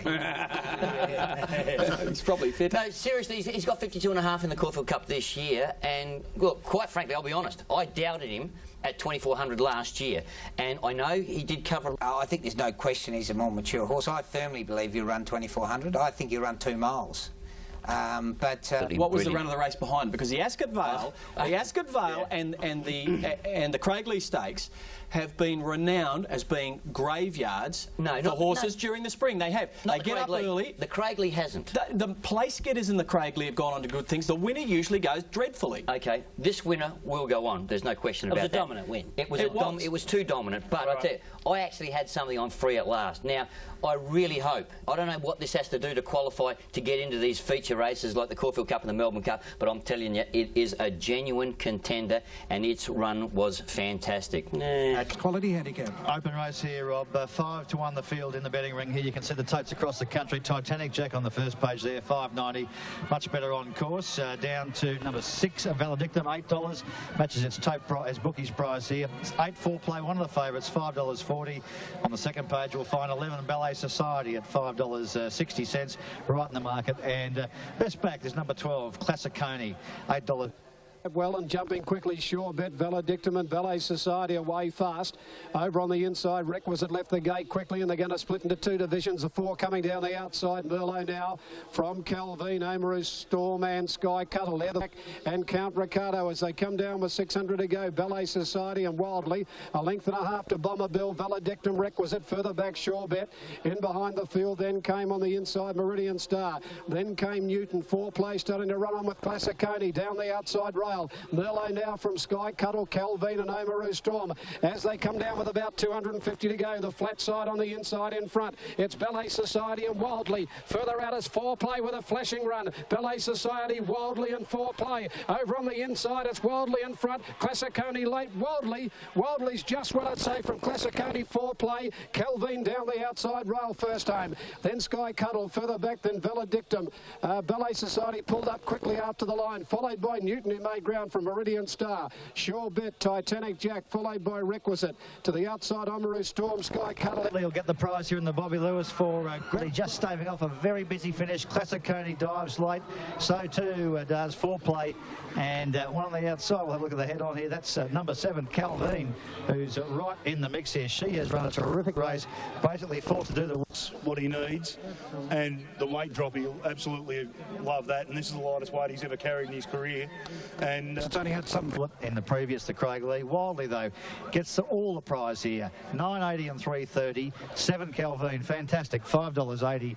12 Classic. In Calvine, we'll talk more about it shortly. 13-1. 3 Classiconi, 11-2. 4 play heavily back, finished 4th. A couple of good runs here. We'll talk about Count Ricardo as well, Brendan. But the Bobby Lewis, the prize went to Wildly, but sectional times, and the pattern of the race showed what an outstanding run it was from this former Kiwi, Calveen. Calveen was absolutely outstanding, running the last 200 in an 11:10. It was one of the fastest last 200s for the day, and did it without any support out there because the other three had well and truly dropped off over the last 400 metres. So the run was exceptional. I think Count Ricardo goes to Lewis yesterday. Wildly. I know you were very keen on the chances of that. Yes, and Michael Fraser too. And Michael was, he stuck big time. And Calveen's run, I thought, was pretty good in that. Well, it came down the outside, and it was marginal, the difference between inside outside, even though the penetrometer suggested it was going to be a little bit more. But it was later in the day. They'd had a little bit of rain going into the Bobby Lewis. 4 came to the outside. This finished off well, and well, I'm not going to be smart, but I backed first, second and third in the race. But I didn't take the try. We won't embarrass you. But it was a nice result. And how many people care that you backed first, second and third? How many people do you think care? Well, I thought you'd be very, very keen for me to know, seeing that you actually despise Wildly. No, you were very keen for me to know. That's about all. Wildly's a Group 3 handicapper, and he won the lottery. Yeah. Well, he's Andrew, hang on. No, it can win an Oakley plate, Wildly. That's the perfect race for it. Andrew, please. An Oakley plate? Yes. Andrew, have you spoken? At Benalla. Let's turn our attentions yet again to Flemington, the lucky last. Let's hope it is lucky for some of you. And a little bit of money for a couple in here, Bruce, as we have a look at the tote updates. Totes across Australia, the Group 3 Let's Alike, which are on the front page there. Number 1, She's Just a Tad, She's a Firmer. On this page, a favourite is 11, Storm Alert at 5:30. 30 their way through them. Best back, though, are numbers 1 and 4. They're off this time. Northern Rose a bit slow out of the gates. Cat Scam wasn't brilliant away near the inside. Storm Alert, one of the best to begin. Not anxious to lead. There's a few going up there, Hidden Strings, and also Lady of the Desert. And Day getting up on the inside and just off those Langer when they settled last of all. Coming up towards the top circle, 750 from home. Lady of the Desert from Maggie B. Hidden Strings makes a line of 3, a length and a half to Day inside. Pretty Penny. Storm Alert is 3 out. Coming to the outside, 4 wide now. Further back in the race, then Langer. Then Astrodame down the middle, further back then Northern Rose, followed by Tambourina, and She's Just a Tad. Halfway up the running, Lady of the Desert at the 300-metre mark, the leader from Hidden Strings. Storm Alert asked to improve on the outside, and Day getting off the fence. Day goes up to Lady of the Desert. Storm Alert wider out on the track. Here's Cat Scan getting out and starting to come home very late, followed by Astrodame. Day in front, Tambourina getting up on the inside. Day in front, I think it's just one from Tambourina. Close third, Cat Scan and Storm Alert. They're followed further back in the race by Pretty Penny. Then further back behind those Lady of the Desert. Followed the outside by She's Just a Tad, who ran on from Northern Rose. Then now is near the tail. Well, we doubted her at 1,200 metres last week, and she held off to win the Cochrane. We doubted her at 1,400 metres this week, and a great ride by Stephen Baster, making 4 points out there with brother Kevin training. It's his first winner in town. It was his first winner last week, and that was in a Group 3 race, and he's buttled up again to win another Group 3. And this is what you'll get if you're stuck with Day. $39 and $9.30, Stephen Baster. For Kevin, the winner of the Let's Winner. Race 8 here at Rosehill Gardens, one of the features of the day, the Theo Marks quality. And here there's been a big go on Snippet Son, but still the favourite is the 3-year-old Paratroopers. Yeah, big go for your selection, Kenny Snippet. So number 1, Cummings is charged, $10.90, 4 points longer with the booking. They're racing. And from the inside, Perfect Promise jumped out well. Snippet Sun was ridden forward out of the stalls and goes to the lead. Paratroopers is going to follow him across to settle down second. Sportsman will get the box seat. And Deep Perfect Promise is back on the rail. Then came For Valor, and Kablamo was starting to edge up 3 wide. At the 500 metres, it's Snippet Sun in front by a neck on Paratroopers. Oscar Warrior is hard ridden behind them. And then came Sportsman, Desert War. Perfect Promise going up on the rail from Outback Prince, and Kablamo down the outside. Snippet Sun in front at the 300. Paratroopers is going up and making a race of it, and Paratroopers took over now from Snippet Sun and kicked away. The 3-year-old looks set for victory. He's nicely clear. Sportsman was next, and further back Outback Prince and Desert War, but Paratroopers racing away with it, giving age away to his rivals, but he's too good. Perfect Promise will get up for second. Outback Prince third, then Snippet Sun and Desert War, For Valor and Kablamo, then Sportsman, and last in was Oscar Warrior. That's a serious racehorse. I thought he was a bit close to them in the weights, but I was wrong, and Johnny Hawkes picked the right race. Number 8, Paratroopers, Darren Beedman for Johnny Hawkes, $3.40, and the grey girl. John's always had an opinion of the horse, but I think he's even surprising him, I think, at the moment. Well, he didn't just beat them, he absolutely belted them. He put himself in a good spot. He relaxes now. He's just a complete package. He's done a 3 complete package. He's done a 3. Well, Paratroopers off the $1 Million Golden Rose win takes the Theo Marks at Group 2 level for Darren Beeman, John Hawkes, $4.40. Beat Perfect Promise Dan Beasley, $8. Outback Prince, $14. Ken, Paratroopers, Epsom waits out tomorrow. Would you go to the Epsom? Would you come to Melbourne, keep against your own age and have a crack at the Caulfield Guineas? I just wish that Dubai Racing Club Cup, the 1400 metre Group 1 race, wasn't on next week. I wish it was back a week. I think that'd be ideal for him, knowing the Sydney horses that got to go down there. Look, Paratroopers is going pretty good. You've only got to consider how quickly here, when you watch the replay, that he dropped Snippertson. Now, Snippertson leads into the straight. It's only 3 weeks ago that Snippertson was back to beat horses like Spark of Life and Dance Hero and was very competitive with them. And like this horse just breezed past him. He's pretty good, this horse, and what impresses me, every time Hawksy puts him down, he goes that little bit better. He's a lot better than I thought he was. OK, he's going well. Out of this race, what do we take, though? The likes of Desert War in the Caulfield Cup or another Epsom for him. I mean, are these horses going well enough? Desert War is, and he's a major Epsom contender. He just got cutted right off the track here. He's the second widest. Yeah, I thought he ran particularly well. He stepped up to the plate, you know, this season. He's a much better horse than what he was last time around, but he's getting really firm tracks, and that's what he needs. He needs tracks that are virtually rock hard. Even dead tracks, he just, you know, doesn't like them at all. Could he be the best of the commands?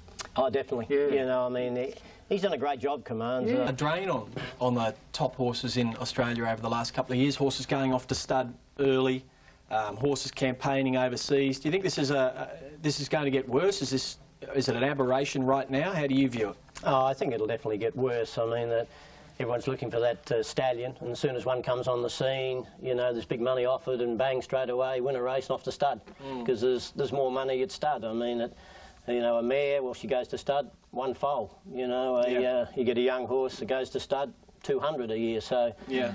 Bowman having a really good day out in Sydney as we focus our attention now on horses in the parade ring for the first of the stakes races on the program here today at Moonee Valley, the TBV Champagne Stakes, a Group 3 1200 metre race for 3-year-old fillies, and a terrific all the rage for the TBV Champagne Stakes coming up shortly. Brian. The big go here has been Virage de Fortune. She's firmed every call, 290 into 240. The only one serious... Time didn't hold them for long. Virage de Fortune bounced very quickly out wide. She's landed in front here, settling down from Emily DeLargo, followed of all. Virage de Fortune hard on the fence. In front up the side at the 700 metre mark, a length Emily DeLargo. Further back then Fabiana's gone up third, fourth the inside Pine Zero. Testorial fifth the middle from On the Loose, and then No Questions. Further back Crevette, followed by Izanami. Freestyle and Full As last of all. Before the turn and Virage de Fortune, a length in front of Emily DeLargo. A length further back Testorial, followed by Pine Zero. Trying to get out from Fabiana, a gap then Crevette, No Questions. And then Freestyle, but she's gone for home, Virage de Fortune. She shot away, 4 in front of Testorial, followed by Pine Zero. Then came down the outside Crevette, but the Queensland filly is flying in front, Virage de Fortune. Virage de Fortune canters home, 3 lengths Crevette second, ahead third Testorial, then Full As an army further back in the race and Faval. She has blitzed them. Of being beaten, that was a very authoritative win. That's right, Joe. She's got a touch of class. Always had. And Bruce McLaughlin down from the Sunshine Coast in Queensland, 235. They bet 290. Thank you very much. Beat Crevette, $17. Testorial, $16. Control the race, Steve, and she is something pretty good. She travelled frighteningly well. Particularly if you'd back something else in the race. $2.90 was quite extraordinary. I must admit, yesterday I queried whether you could possibly back her at odds on, which is what she was generally quoted, given we'd never seen her left-handed. But she was emphatic yesterday. And Simon? At $2.80, Lad of the Manor, a scorching win in the Liston Stakes last start. Greg Child's in form. He's on this horse again. He had his first ride on him in the Liston. He won. This horse he had his first ride on him in the Liston. He won. This horse is unbeaten here, and I think whatever beats him wins. Number 4, Frightening from the Bart Cummings. If he runs in the first half dozen, it'll be a good effort. In the ring, he's $21 out to 26. Here she is, Australia's champion racehorse, Makybe Diva, on her way to the Carlton Draft Cox Plate. This is such an important step towards that. Her first up win in the Memsie surprised some, but not those close to her. She's on a different campaign this preparation, and today she's got to be the one to beat. Makybe Diva, while Valkyrie Diva was a high-class galloper. And finally, number 12, Vouvray, a big contender for the Cups this year, and Makybe Diva, they show a different direction as far as the vision goes compared to the Cup blinker. But no Chan. And they're off this time. Left out in a good line. Count Ricardo dropped back after the start in company with First Charter. And one of the best out Led of the Manor in company with Toast and Dandy over on the inside. Roman Archer's pushing up. Fields of Omar just off them, and Zoo coming over pretty quickly. When they settle down, Toast and Dandy led now from Zoo. Roman Arch followed by Vouvray outside it. 2 to El Secundo, First Charter. And 15 to 18 lengths off the Makybe Diva, last of all at the 800. Up the side, Toast and Dandy 2 in front of Roman Arch. Zoo a length away third. Fourth, the inside, Fields of Omar. Led of the Manor went up fifth. 2 lengths further back, Frightening. Outside it, Accumulate from Vouvray. Makybe Diva is on the move around the outside, 8 lengths from the lead. At the 550, Roman Arch went up to Toast and Dandy. Fields of Omar off the fence from Zoo. Then Lad of the Manor, and further back then came Accumulate, and around the outside Makybe Diva. On the turn they race, Roman Arch a length in front of Fields of Omar. Lad of the Manor 2 or 3 further back, Makybe Diva. Around the turn now, Roman Arch from Lad of the Manor. Fields of Omar in for the fight in the middle. Lad of the Manor and Fields of Omar. 2 lengths Makybe Diva. Fields of Omar, Lad of the Manor. Makybe Diva down the outside. Fields of Omar, Lad of the Manor. Makybe Diva, they hit it. Lad of the Manor. Lad of the Manor a half head on the line. Makybe Diva a head away. Third is Fields of Omar. Then rattling home late is El Segundo, a huge run from Roman Arch, followed by further back then Accumulate. Vouvray, followed by Toast and Dandy. Zoo. Count Ricardo. Lad of the Manor, number 3. Getting to the front on the turn from Fields of Omar and Makybe Diva. And Lad of the Manor's in front of Makybe Diva, reaching the line. And the... Look, he ran really well, Fields of Omar. Shade too good today over the 1600. Makybe Diva charging late. 1 or 2 more hops, she wins. $2.90 on Super Tab. $1.40 for the... Well, this is some race, and the winner, Lad of the Manor, 4 for 4 at Moonee Valley. Roger hoisted Greg Childs in the saddle. Will he stay there? Heavily back favourite, 270, beating the champion racehorse Makybe Diva. Super running second, Glen Boss at 3 to 1. Fields of Omar, terrific again, on track for a 4th crack at the Cox Plate, $8.50. El Segundo, outstanding. Vouvray, terrific. Steve, it's a good race. It's going to be one of the best form races for this program. Oh, no doubt. I think my immediate observation was, isn't it wonderful when things go roughly according to the script? And the 3 dominant proven weight for age horses trifected that race. And it makes you think, well, I'm not completely wasting my time doing the form. Sometimes it does work out. Because, look, the first 3 horses in this race obviously going to be the 3 to beat in the Cox Plate. Lad of the Manor jumps out of the gates. He puts himself in a position.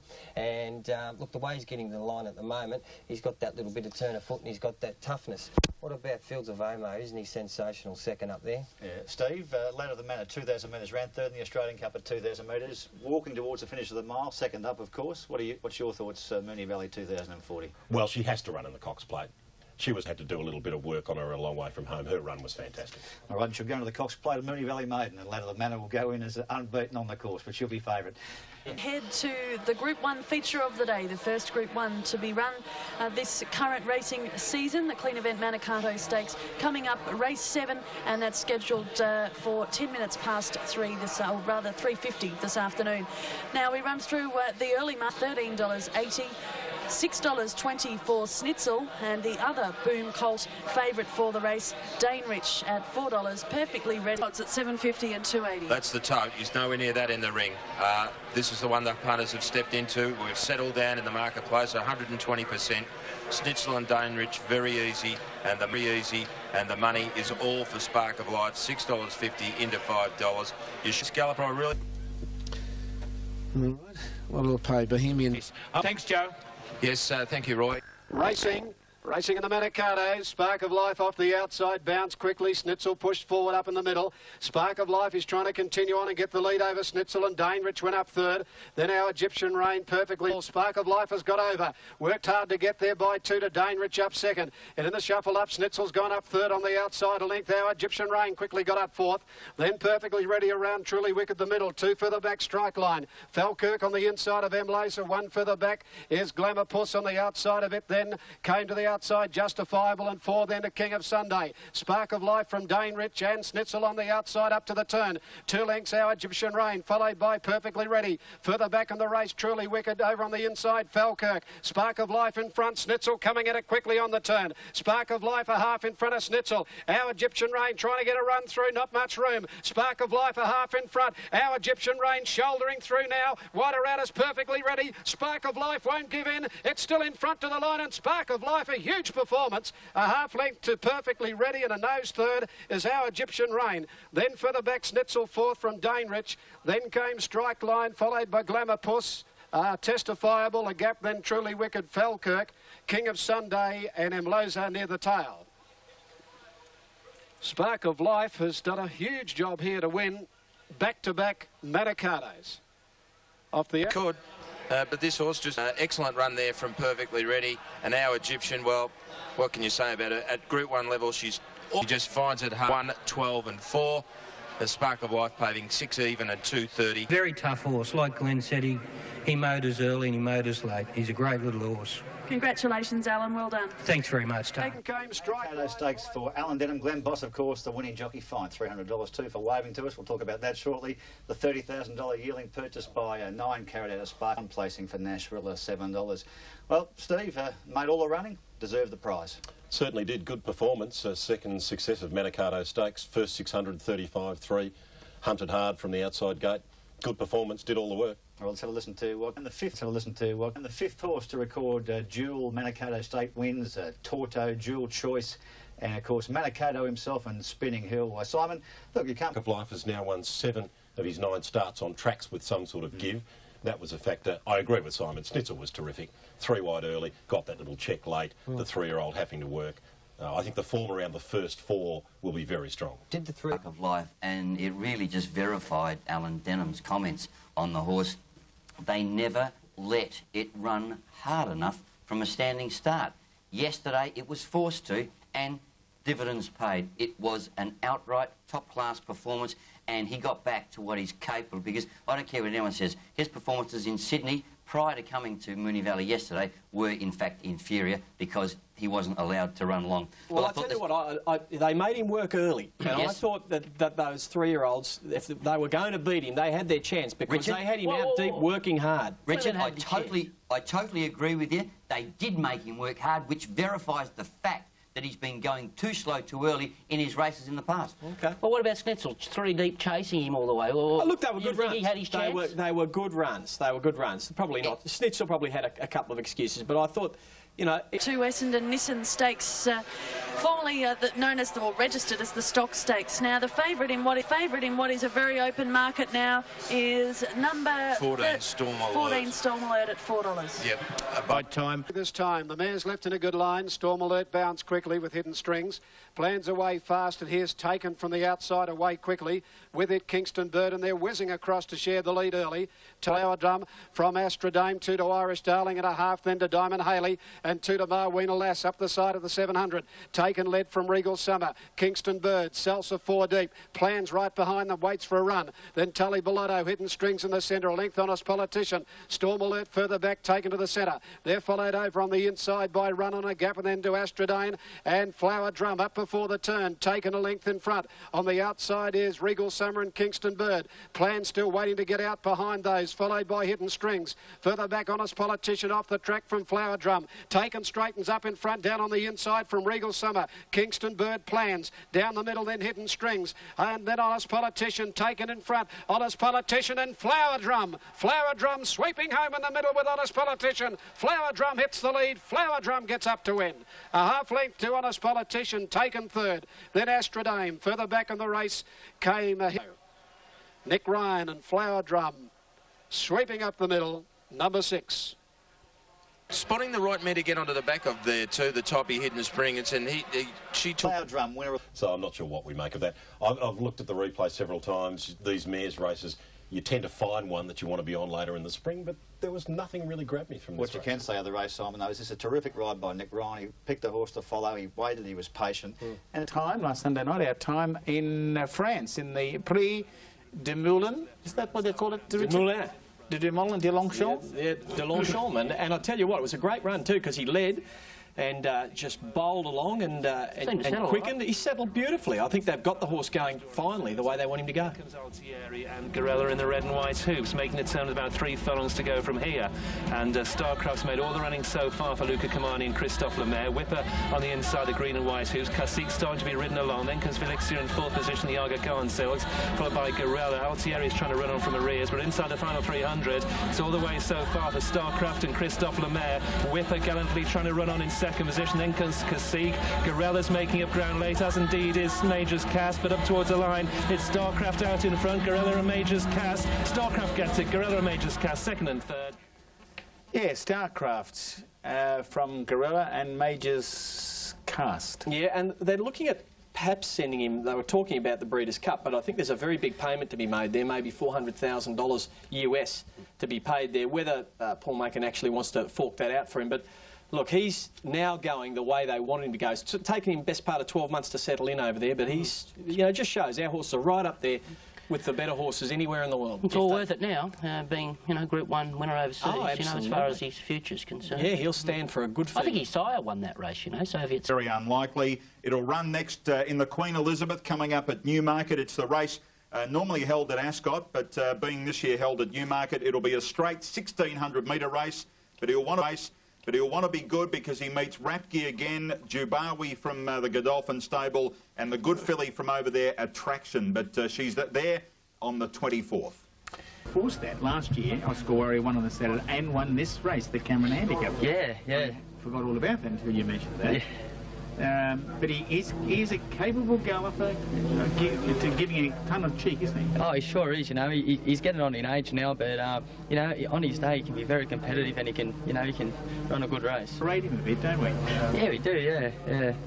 Well, we can't. Yeah, Jim Byrne there in Consular in the big one of the day, the Cameron Handicap. His call. Let's head back to Ian Craig.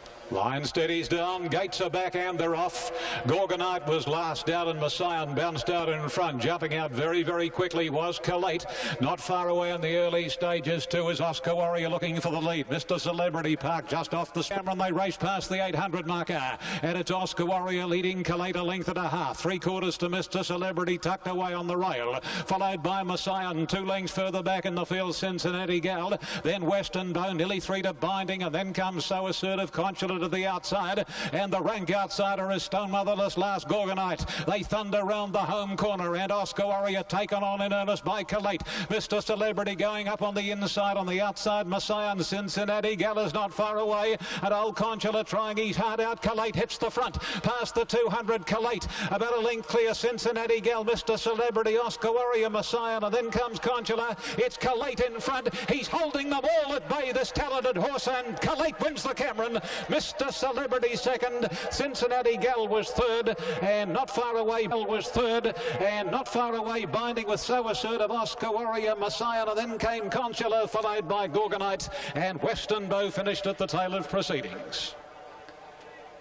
Over the years have really gone on to bigger and better things. Our ratings are with Permissive at number 8 as a rating special, ahead of Thunderbird Hill, Manton and Heath Kenny, 8, 2, 1 and 3.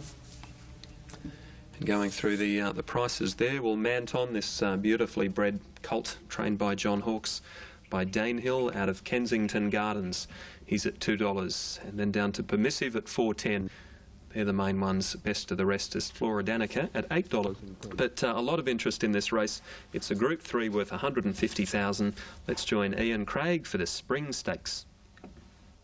Yes, it's been a great race over the years, hasn't it? And Permissive flew out of the stalls and leads a length on settling down.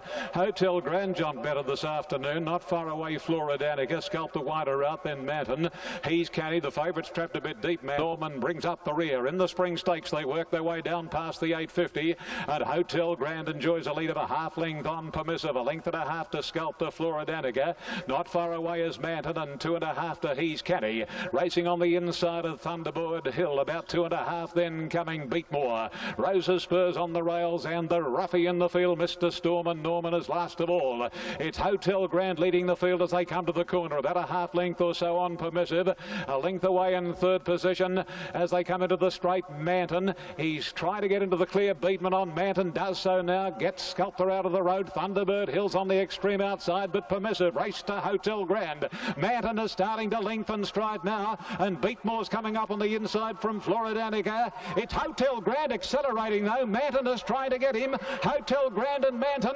Hotel Grand is still in front. Manton trying doggedly on the outside. Hotel Grand, I reckon, narrowly from Manton. And third placing to Flora Danica. Photo for fourth. He's Canny with Beatmore, and further back in the field then came on the outside Permissive, and the last four in was Sculptor in company with Mr. Storm and Norman. Thunderbird Hill knocked up on its run, and Rose's Spur. Hotel Grand on the inside, and Manton, and the two of them have gone to the line locked together with the inside horse, number 6, doing too well and has got the prize. Hotel Grand, ridden by Jay Ford, was the sectional time. Well, there we go, Hotel Grand. He certainly figured in the stewards' reports pertaining to the Ming dynasty, but he settled a lot better today, and he was always right up, and he really kicked in the style of a good horse when Manton came up to challenge him. That was a gutsy win, Ron, Hotel Grand. Its first couple of runs was had excuses. Yeah, look, he's a raw talent. He's very green.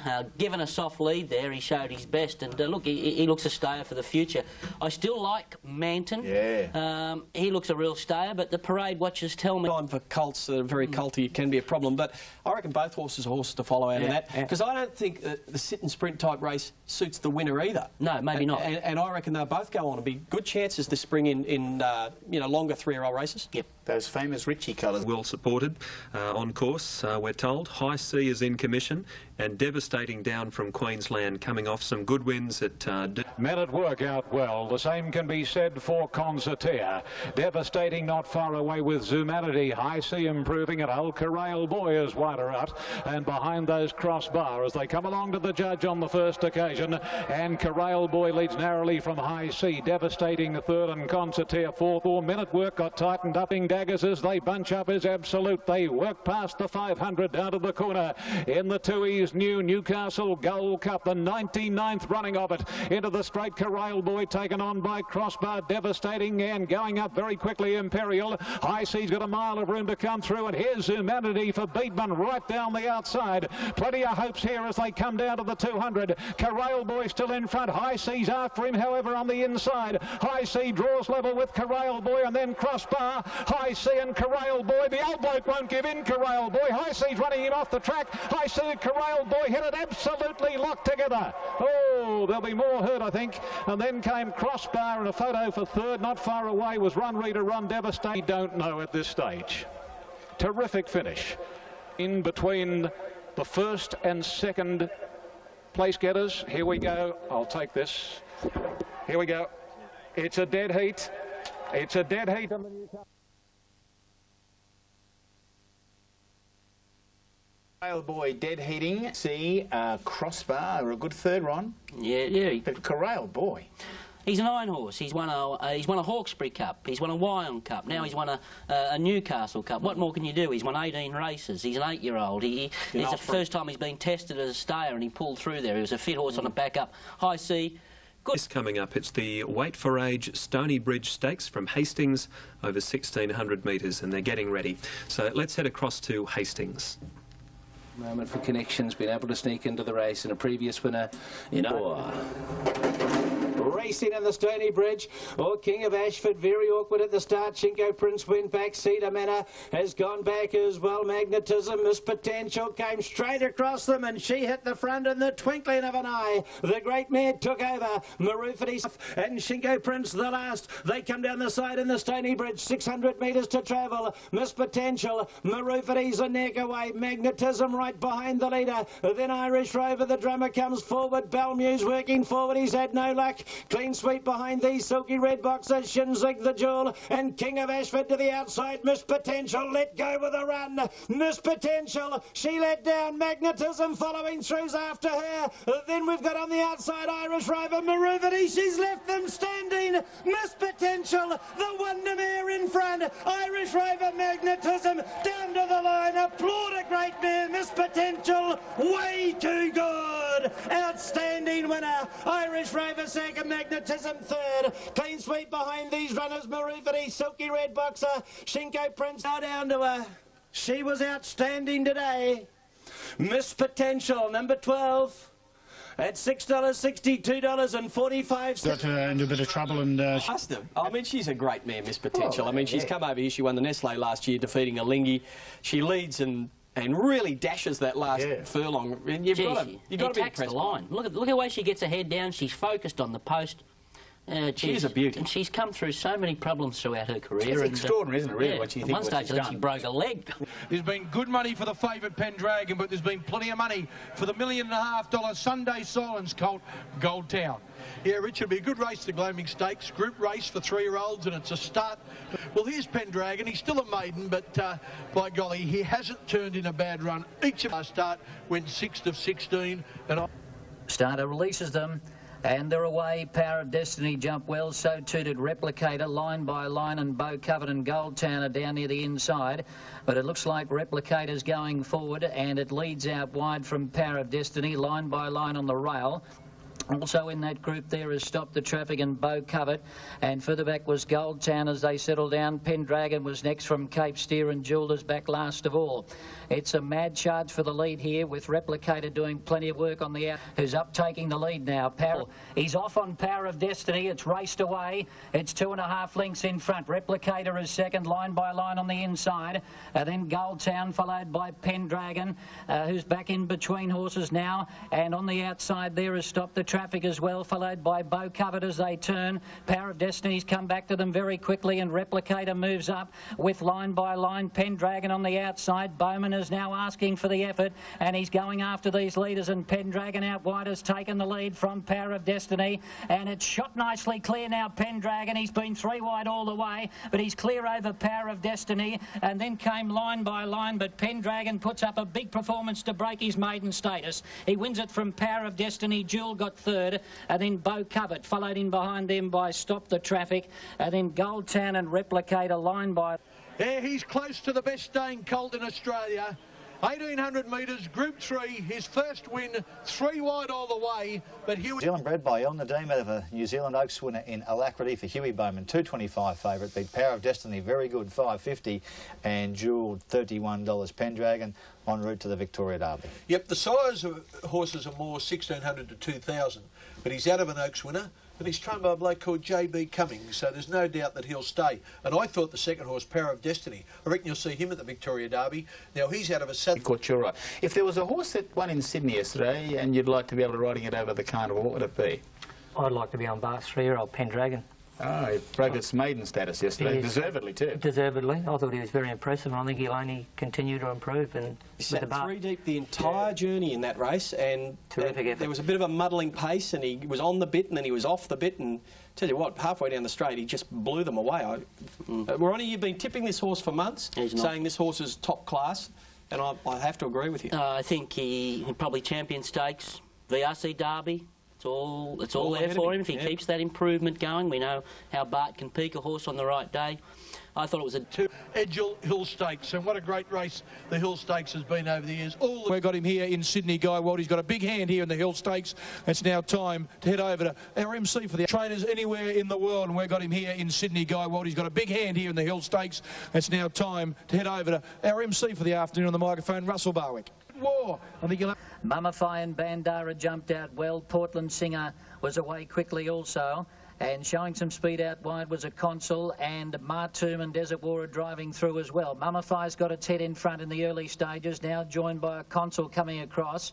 And Martoom's there with Desert War, Bandara, Bush Honey and Portland Singer's going to slot in about 7th or 8th. And then Desert War, who looks to be covering ground still on the outside of Mumify. Bush Honey's back on the rail. Then came Bandara, followed by Portland Singer, who's now going up 3 deep as the pace drops off in the middle stages. Strasbourg's made ground from well back. Then Desert and Wild Iris, Zingham and Kinjal is now back last of all. There's 650 from home at Consul, the leader from Martoom and Mumify. Desert War was next, and then Bush Honey. Portland Singer further back from Bandar and Strasbourg. Dezelle about 6 off the lead and trying to get a run between horses from Zingham, Wild Iris and Kinjal as last as they turn for home in the hill. Into the straight now, and a Consul sprints away from Desert War on the outside. Mumify's in the pocket, but Desert War takes over now. He's been heavily backed in the ring and he dashed away. Breaks open by a couple of lengths on Dezelle coming down the outside. Kinjal's made up ground from Portland Singer, but it's Desert War in front with 100 to go. He's still over a length and a half in front, and Desert War gets the money, wins it from a photo, Portland Singer or Dezelle. And then Zingham and Mumify, Kinjal, followed by a Consul, and further back behind them we had Wild Iris. Another win for Gay Waterhouse, 1,300 to 1,900 in 7 days. She can do it, scoring his 5th win in a race. Desert War, number 3, 5. Speak to Andrew Maddock this afternoon. He's certainly done for the. Certainly done for the Epsom, and of course they'd love to win back-to-back Epsoms, and maybe. As Guri Pastoral Company, Mr. Cuenco, of course, is based in the Philippines. All right, let's look at the head-on, and in. Portland Singer, Larry Cassidy, $17 off to Melbourne now. Dezelle, favourite, beaten again, $4.20. Kenny. Interesting race and plenty to take out of it. Yeah, like Dezelle, good, honest, plodding performance. She'll be there when the whips are cracking in the cups, I think. I thought from a metropolitan point of view that Kinjal went terrific. Come from Wild Iris, got held up for a run at the wrong time and hit the line nice. And having said all that, there was no better run than Portland Singer. Here she is moving into about 2nd spot now, but she went home as good as any of them in the sort of looks like black colours almost. It's actually a navy blue and a pink quartered cap inside of Dezelle. But I thought she went good, but he had too much turn of foot for them, the winner, Desert War. And, you know, he's going good, big racehorse. He'll be hard to beat in the Epsom again. And Mumify, surprised he gave up the lead on it a little bit. Yeah, I'll ask you about that shortly. Good training performance, 1,300 to 1,900, and within a week he'll go into the Epsom now, and if he gets a hot speed, he's competitive. Gay may have 5 runners. So let's have a look at the Ridge. Yeah, number 1 is Fashions of Field. She looks super first up here. They're back on level weights today, Kenny, which is certainly in Fashions of Field favour. $2.70 there on the take. You can get a half point or even longer than that now, Fashions of Field. $5 is spot on for Media. Nemerson, $2.70. That is spot on the mark. Carry. Stand by. They're away. And the roughie Sedna jump well from the inside stall. Fashions of Field going forward to put its head in front now from Carry On Cutie. Gone and Paulini are going forward as well. And they've got Fashions of Field out. First of all is Mary Marvel. Gone in front of Fashions of Field. There hasn't been a lot of speed on. Sydney Owner's still out wide. And behind them is Paulini and Carry On Cutie as they start to quicken now. Then came Nemerson, followed by Sedna. Media is still back second last, and Mary Marvel whipping them in. Coming around the turn, Fashions of Field put its head in front, challenged by Sydney Owner on the outside. Then came Gone.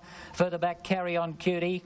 Nemerson is right down the outside, but it's Sydney Owner and Fashions of Field. They're racing each other in front, and they're 3 lengths on Nemerson coming down the outside. Sydney Owner's got its head in front, and it's doing better than Fashions of Field. Nemerson is starting to rally on the outside. Sydney Owner and Fashions of Field, they're fighting it out. Look at Nemerson joining in on the outside. A 3-way go. Fashions of Fields kick back with Sydney Owner and Nemerson, a 3-way finish. And then Media and Carry On Cutie, followed by Gone and Mary Marvels. And Nemerson grabbed them on the outside. Now that's Sydney. She's on the best part of the track out deep. But who got there? there when the judge said there is the winning post. Wow, there's absolutely nothing in it. Didn't Emerson get there in time? Gee whiz, it's hard to see. She may have. Nemerson out deep. Fashions has won the first two fillies' legs, and it looks like she's won the first three, because when the number goes up, it looks like Nemerson out deep is going to get it. Gee, she's a game filly. She reminds me of old Octagonal. Just knows where the line is. 3 times I said, no, she just can't pick them up. They're going too strong, the leaders. I thought she's wearing away and coming, but the last stride, she's really drove hard, and good on her. She just knows where... Actually, I like her a lot to like Octagonal. I've never ridden a horse as close to Octagonal as this one. She just puts in. They didn't go that hard at the top. Run on her, and when I turned for home, they put 3 on me. It's really sprinted, but she's some filly. Well done, mate. So. Darren Beedman, yeah, I don't think you get too big a raps than that, comparing it to the great O Octagonal. Well, another... My Juliet, a bay filly, a 3-year-old, owned by the Woodland Stud Syndicate. Darren Beedman in the saddle for John Hawkes. Ken. And for Darren Beedman. You know, you watch the tape, you say, well, gee, she should have won. She was 3 wide without cover. Media got further back than she meant to, and she was probably a bit unlucky. Fashions of Field looked a bit light in the enclosure, but Nemerson keeps winning. How can you take anything away from her? She is a winner. She's the Princess Series all wrapped up, and Richard Callender caught up. Well, Nemerson absolutely brilliant again off a slow speed. She did a look. She's won 3 of them now, hasn't she? She's won the Silver Shadow, the Furious, and now the Heroes. Did you think she'd got up? Yes, I did. Yeah. Do you think she can keep going for the 1,000 guineas? It's a tough ask. That's hard. That's very, very hard.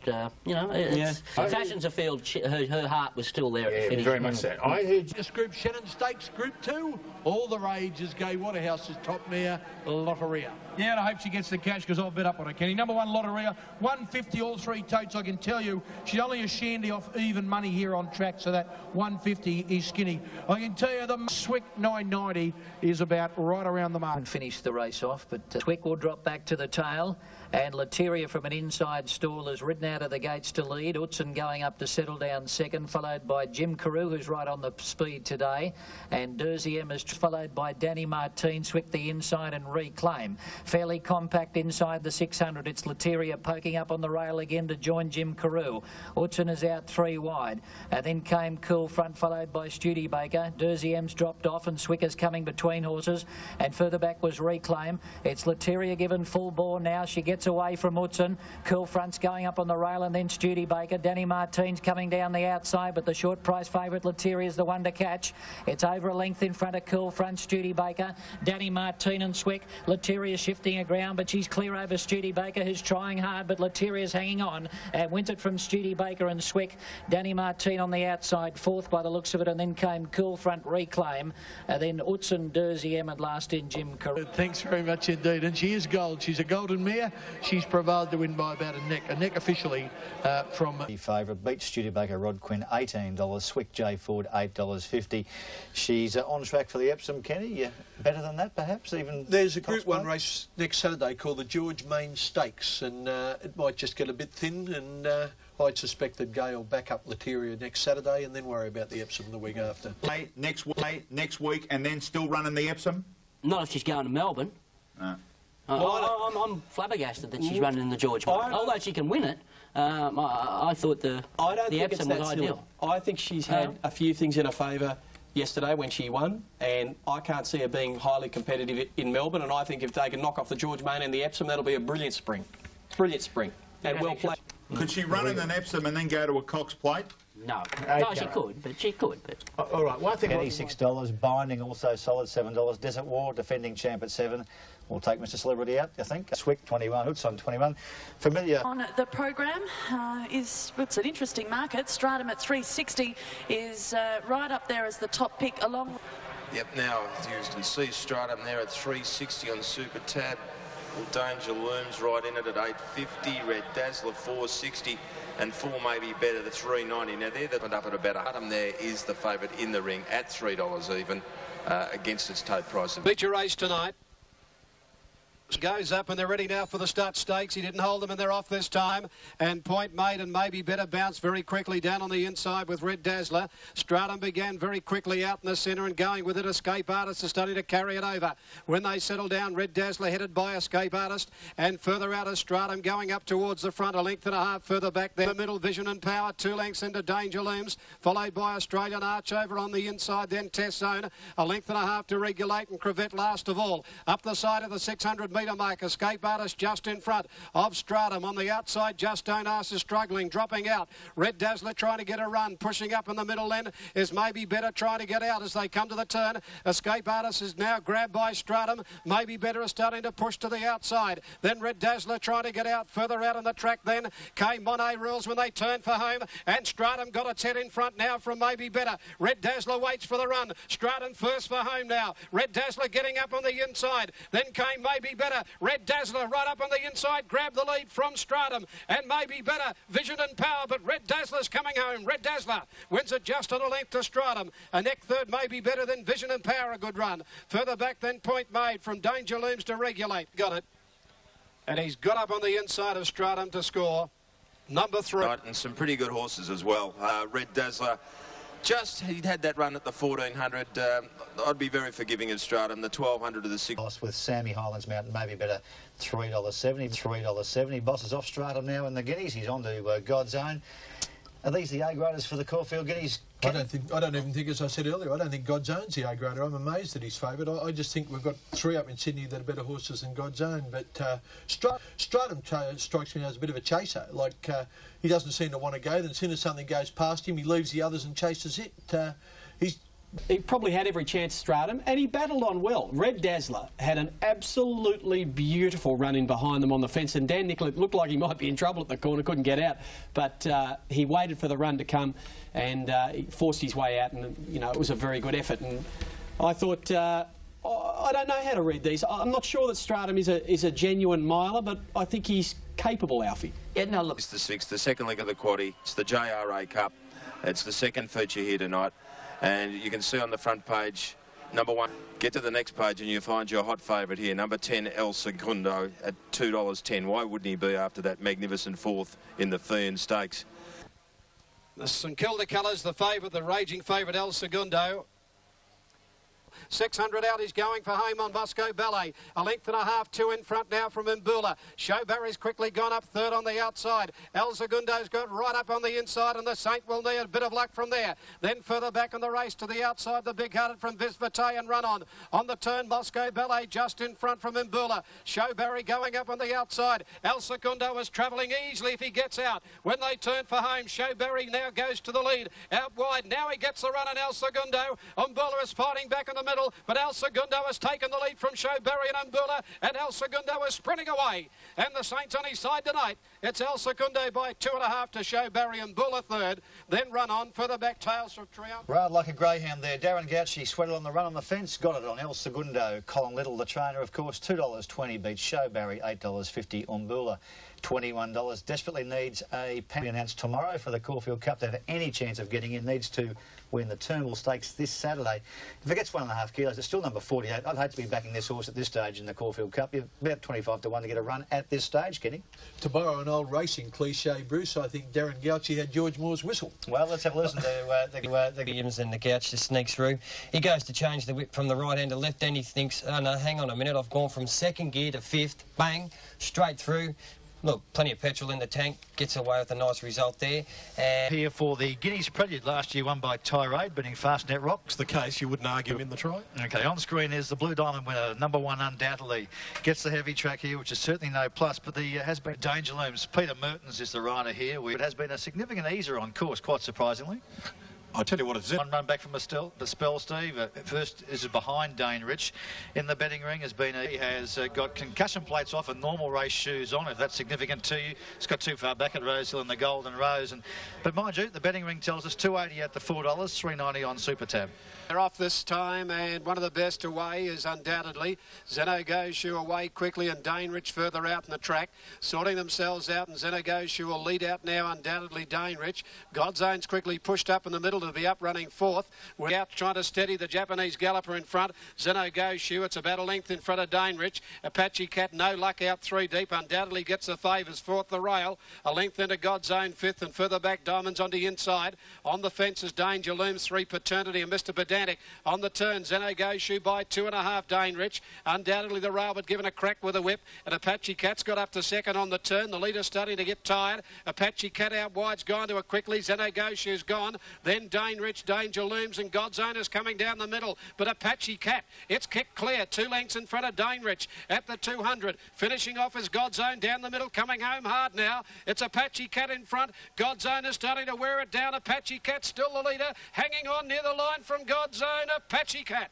Big effort, wins it a short head on the line to God's Own. A length third, Dainrich. Then further back in the race, Danger Looms, undoubtedly Mr. Pedantic. Hey Brian, great performance by the winner of Apache Cat, 3 wide facing the breeze down the side and also in the running. Second up to 1,400 metres today. Wins Tirade, beat Fastnet Rock in the race last year. Elstrom, the winner the year before. God's Own, one of Bart's on track for the Derby. Second for Glen Boss, 460. Dainrich, favourite yesterday, 340. Couldn't lead because Zeno Goshu won a different bunch of 3-year-olds is how I'd see it. And would you agree? Yes, I would. I think probably a couple of key points out of the race.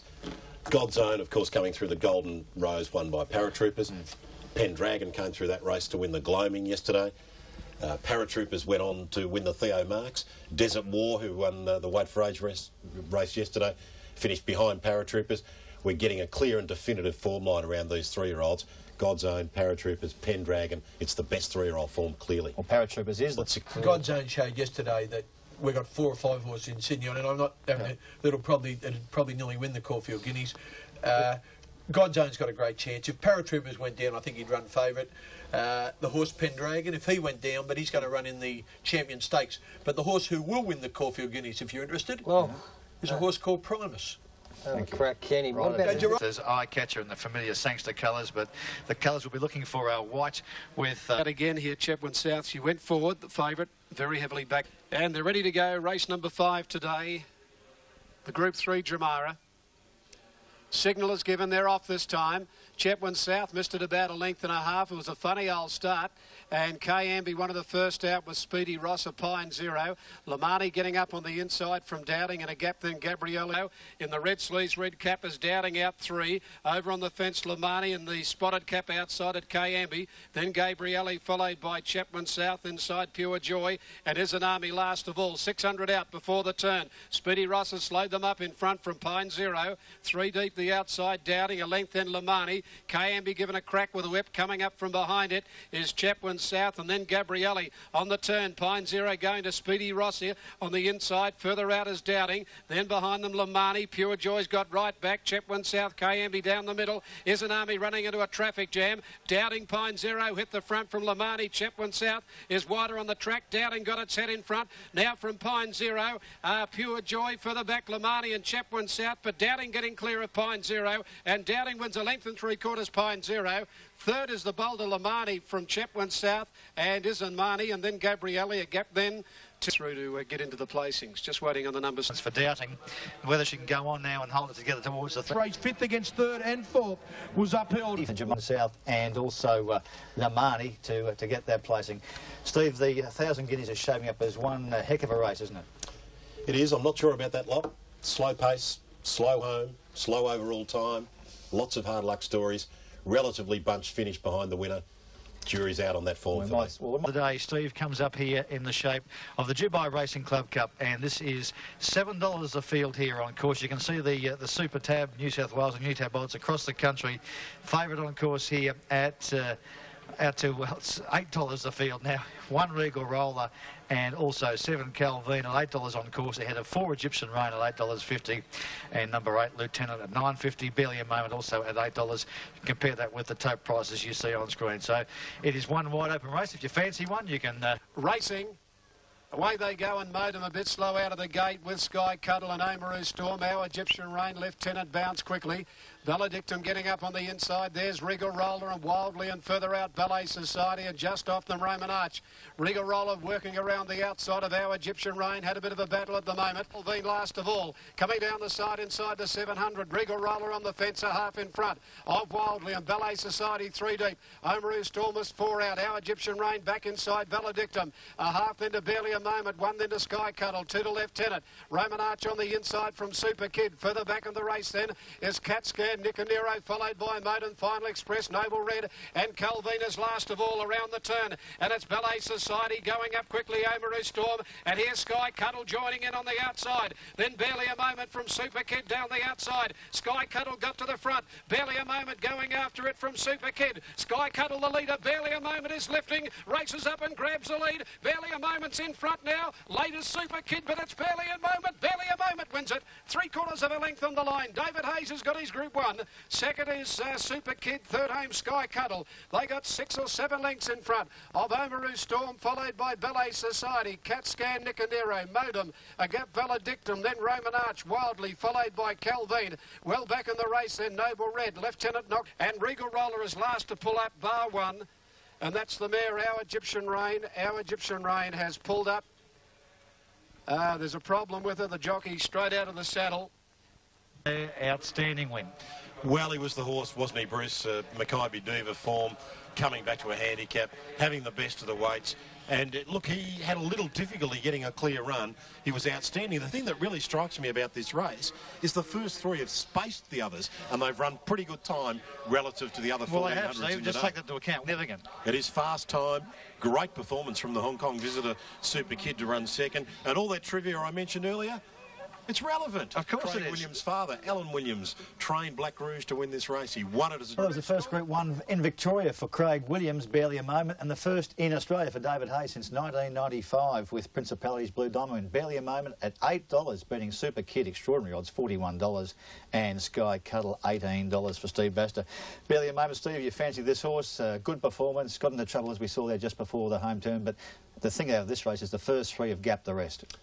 Interesting, isn't it? In a race of this level, I think it was something like 6 lengths from 3rd to 4th. They ran good time, given the track conditions yesterday. 125.7 on that surface was good. I think the surface was good. I think the form will hold up, particularly around the first 3. And a couple that made some ground late, like Nicanero, probably Modem, Cat. And that might be the last time, too, that we see Our Egyptian Rain. Spoken to Graham Begg this morning. Nothing wrong with the mare, but he believes that she will be retired. The saddle slipped on that. A Group 1 winner at 1,600 metres. Craig decides to peel off her heels here and then go bang. Now, the horse from Hong Kong, Super Kid, down the outside, he looked a little bit soft from all reports in the mounting out. His run was absolutely enormous first time there at Caulfield. Sky Cuddle kicked. She's definitely on target again to win another good race this time in. But this is where class prevails. Barely a Moment. He knuckles down. He's still an entire. Mile series. Have a look at the head on here, Steve. You A kilo difference in the weights was kicking in the closing stages as well, given the Super Kid had 57.5. Tremendous performance in this day and age in a Group 1 handicap. We don't see too many do it these days. You've got to go back to the likes of Superimpose, I suppose, on his expectations. He's got great form in Hong Kong around the likes of Bullish Luck and Vengeance of Rain, which is world-class form. It's going to be very interesting to watch Super Kid through the rest of the spring. Well, he's confirmed for the time or a fine. And for the Group 1 Dubai duty-free Underwood Stakes, it's a race of much interest. We've got a very much 7-2 the field here, Confectioner, and we'll see the Caulfield Song, of course, who the bookies are betting. This is crazy odds, this horse, Bruce. He's eased a point from his double-figure opening quote on track. But Bean Easy, as you mentioned, Steve, 370 is under the odds. Outstanding win first up in the Craigley. He had something in hand. He beat most of these going around here this afternoon. High-quality horse, gets through the ground, drawn to lead or box seat.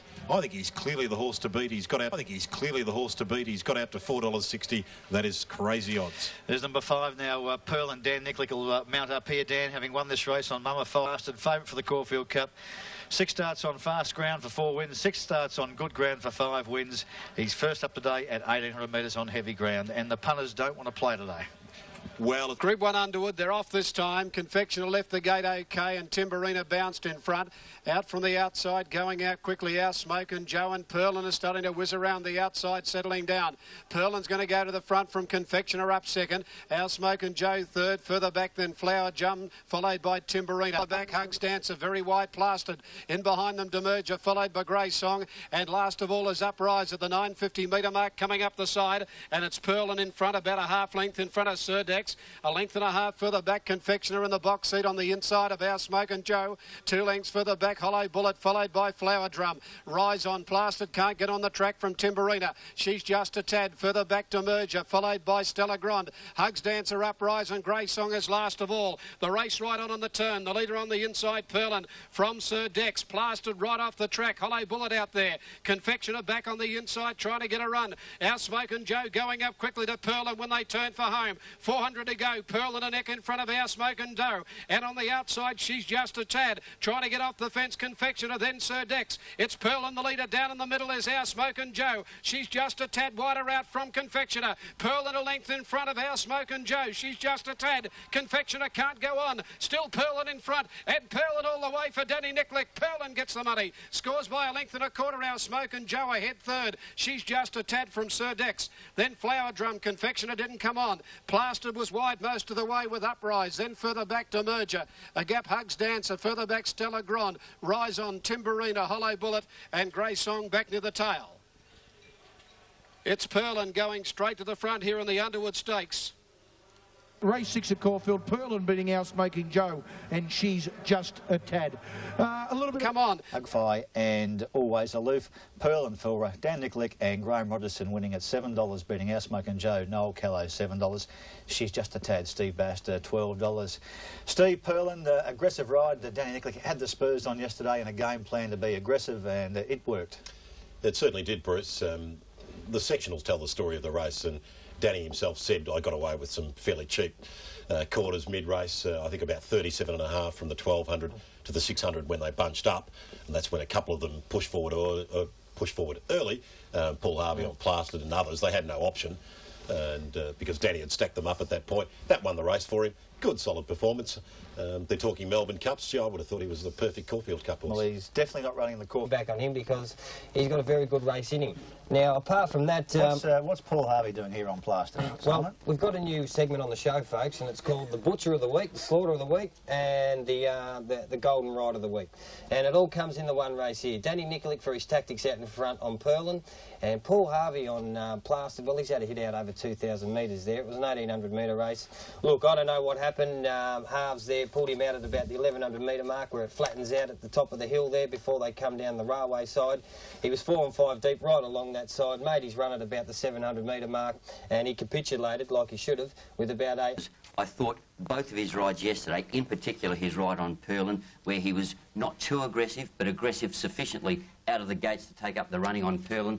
I thought his ride was absolutely fantastic, given the way the track was. Genuine Melbourne Cup horses, both of them. That's my view on those two. And also, what about Confectioner? Now, Confectioner sat in the box seat, had the absolute run of the race, and Richard, for mine was disappointing. Second up, going up in ground. Look, I believe he was a little susceptible yesterday. Didn't handle the track.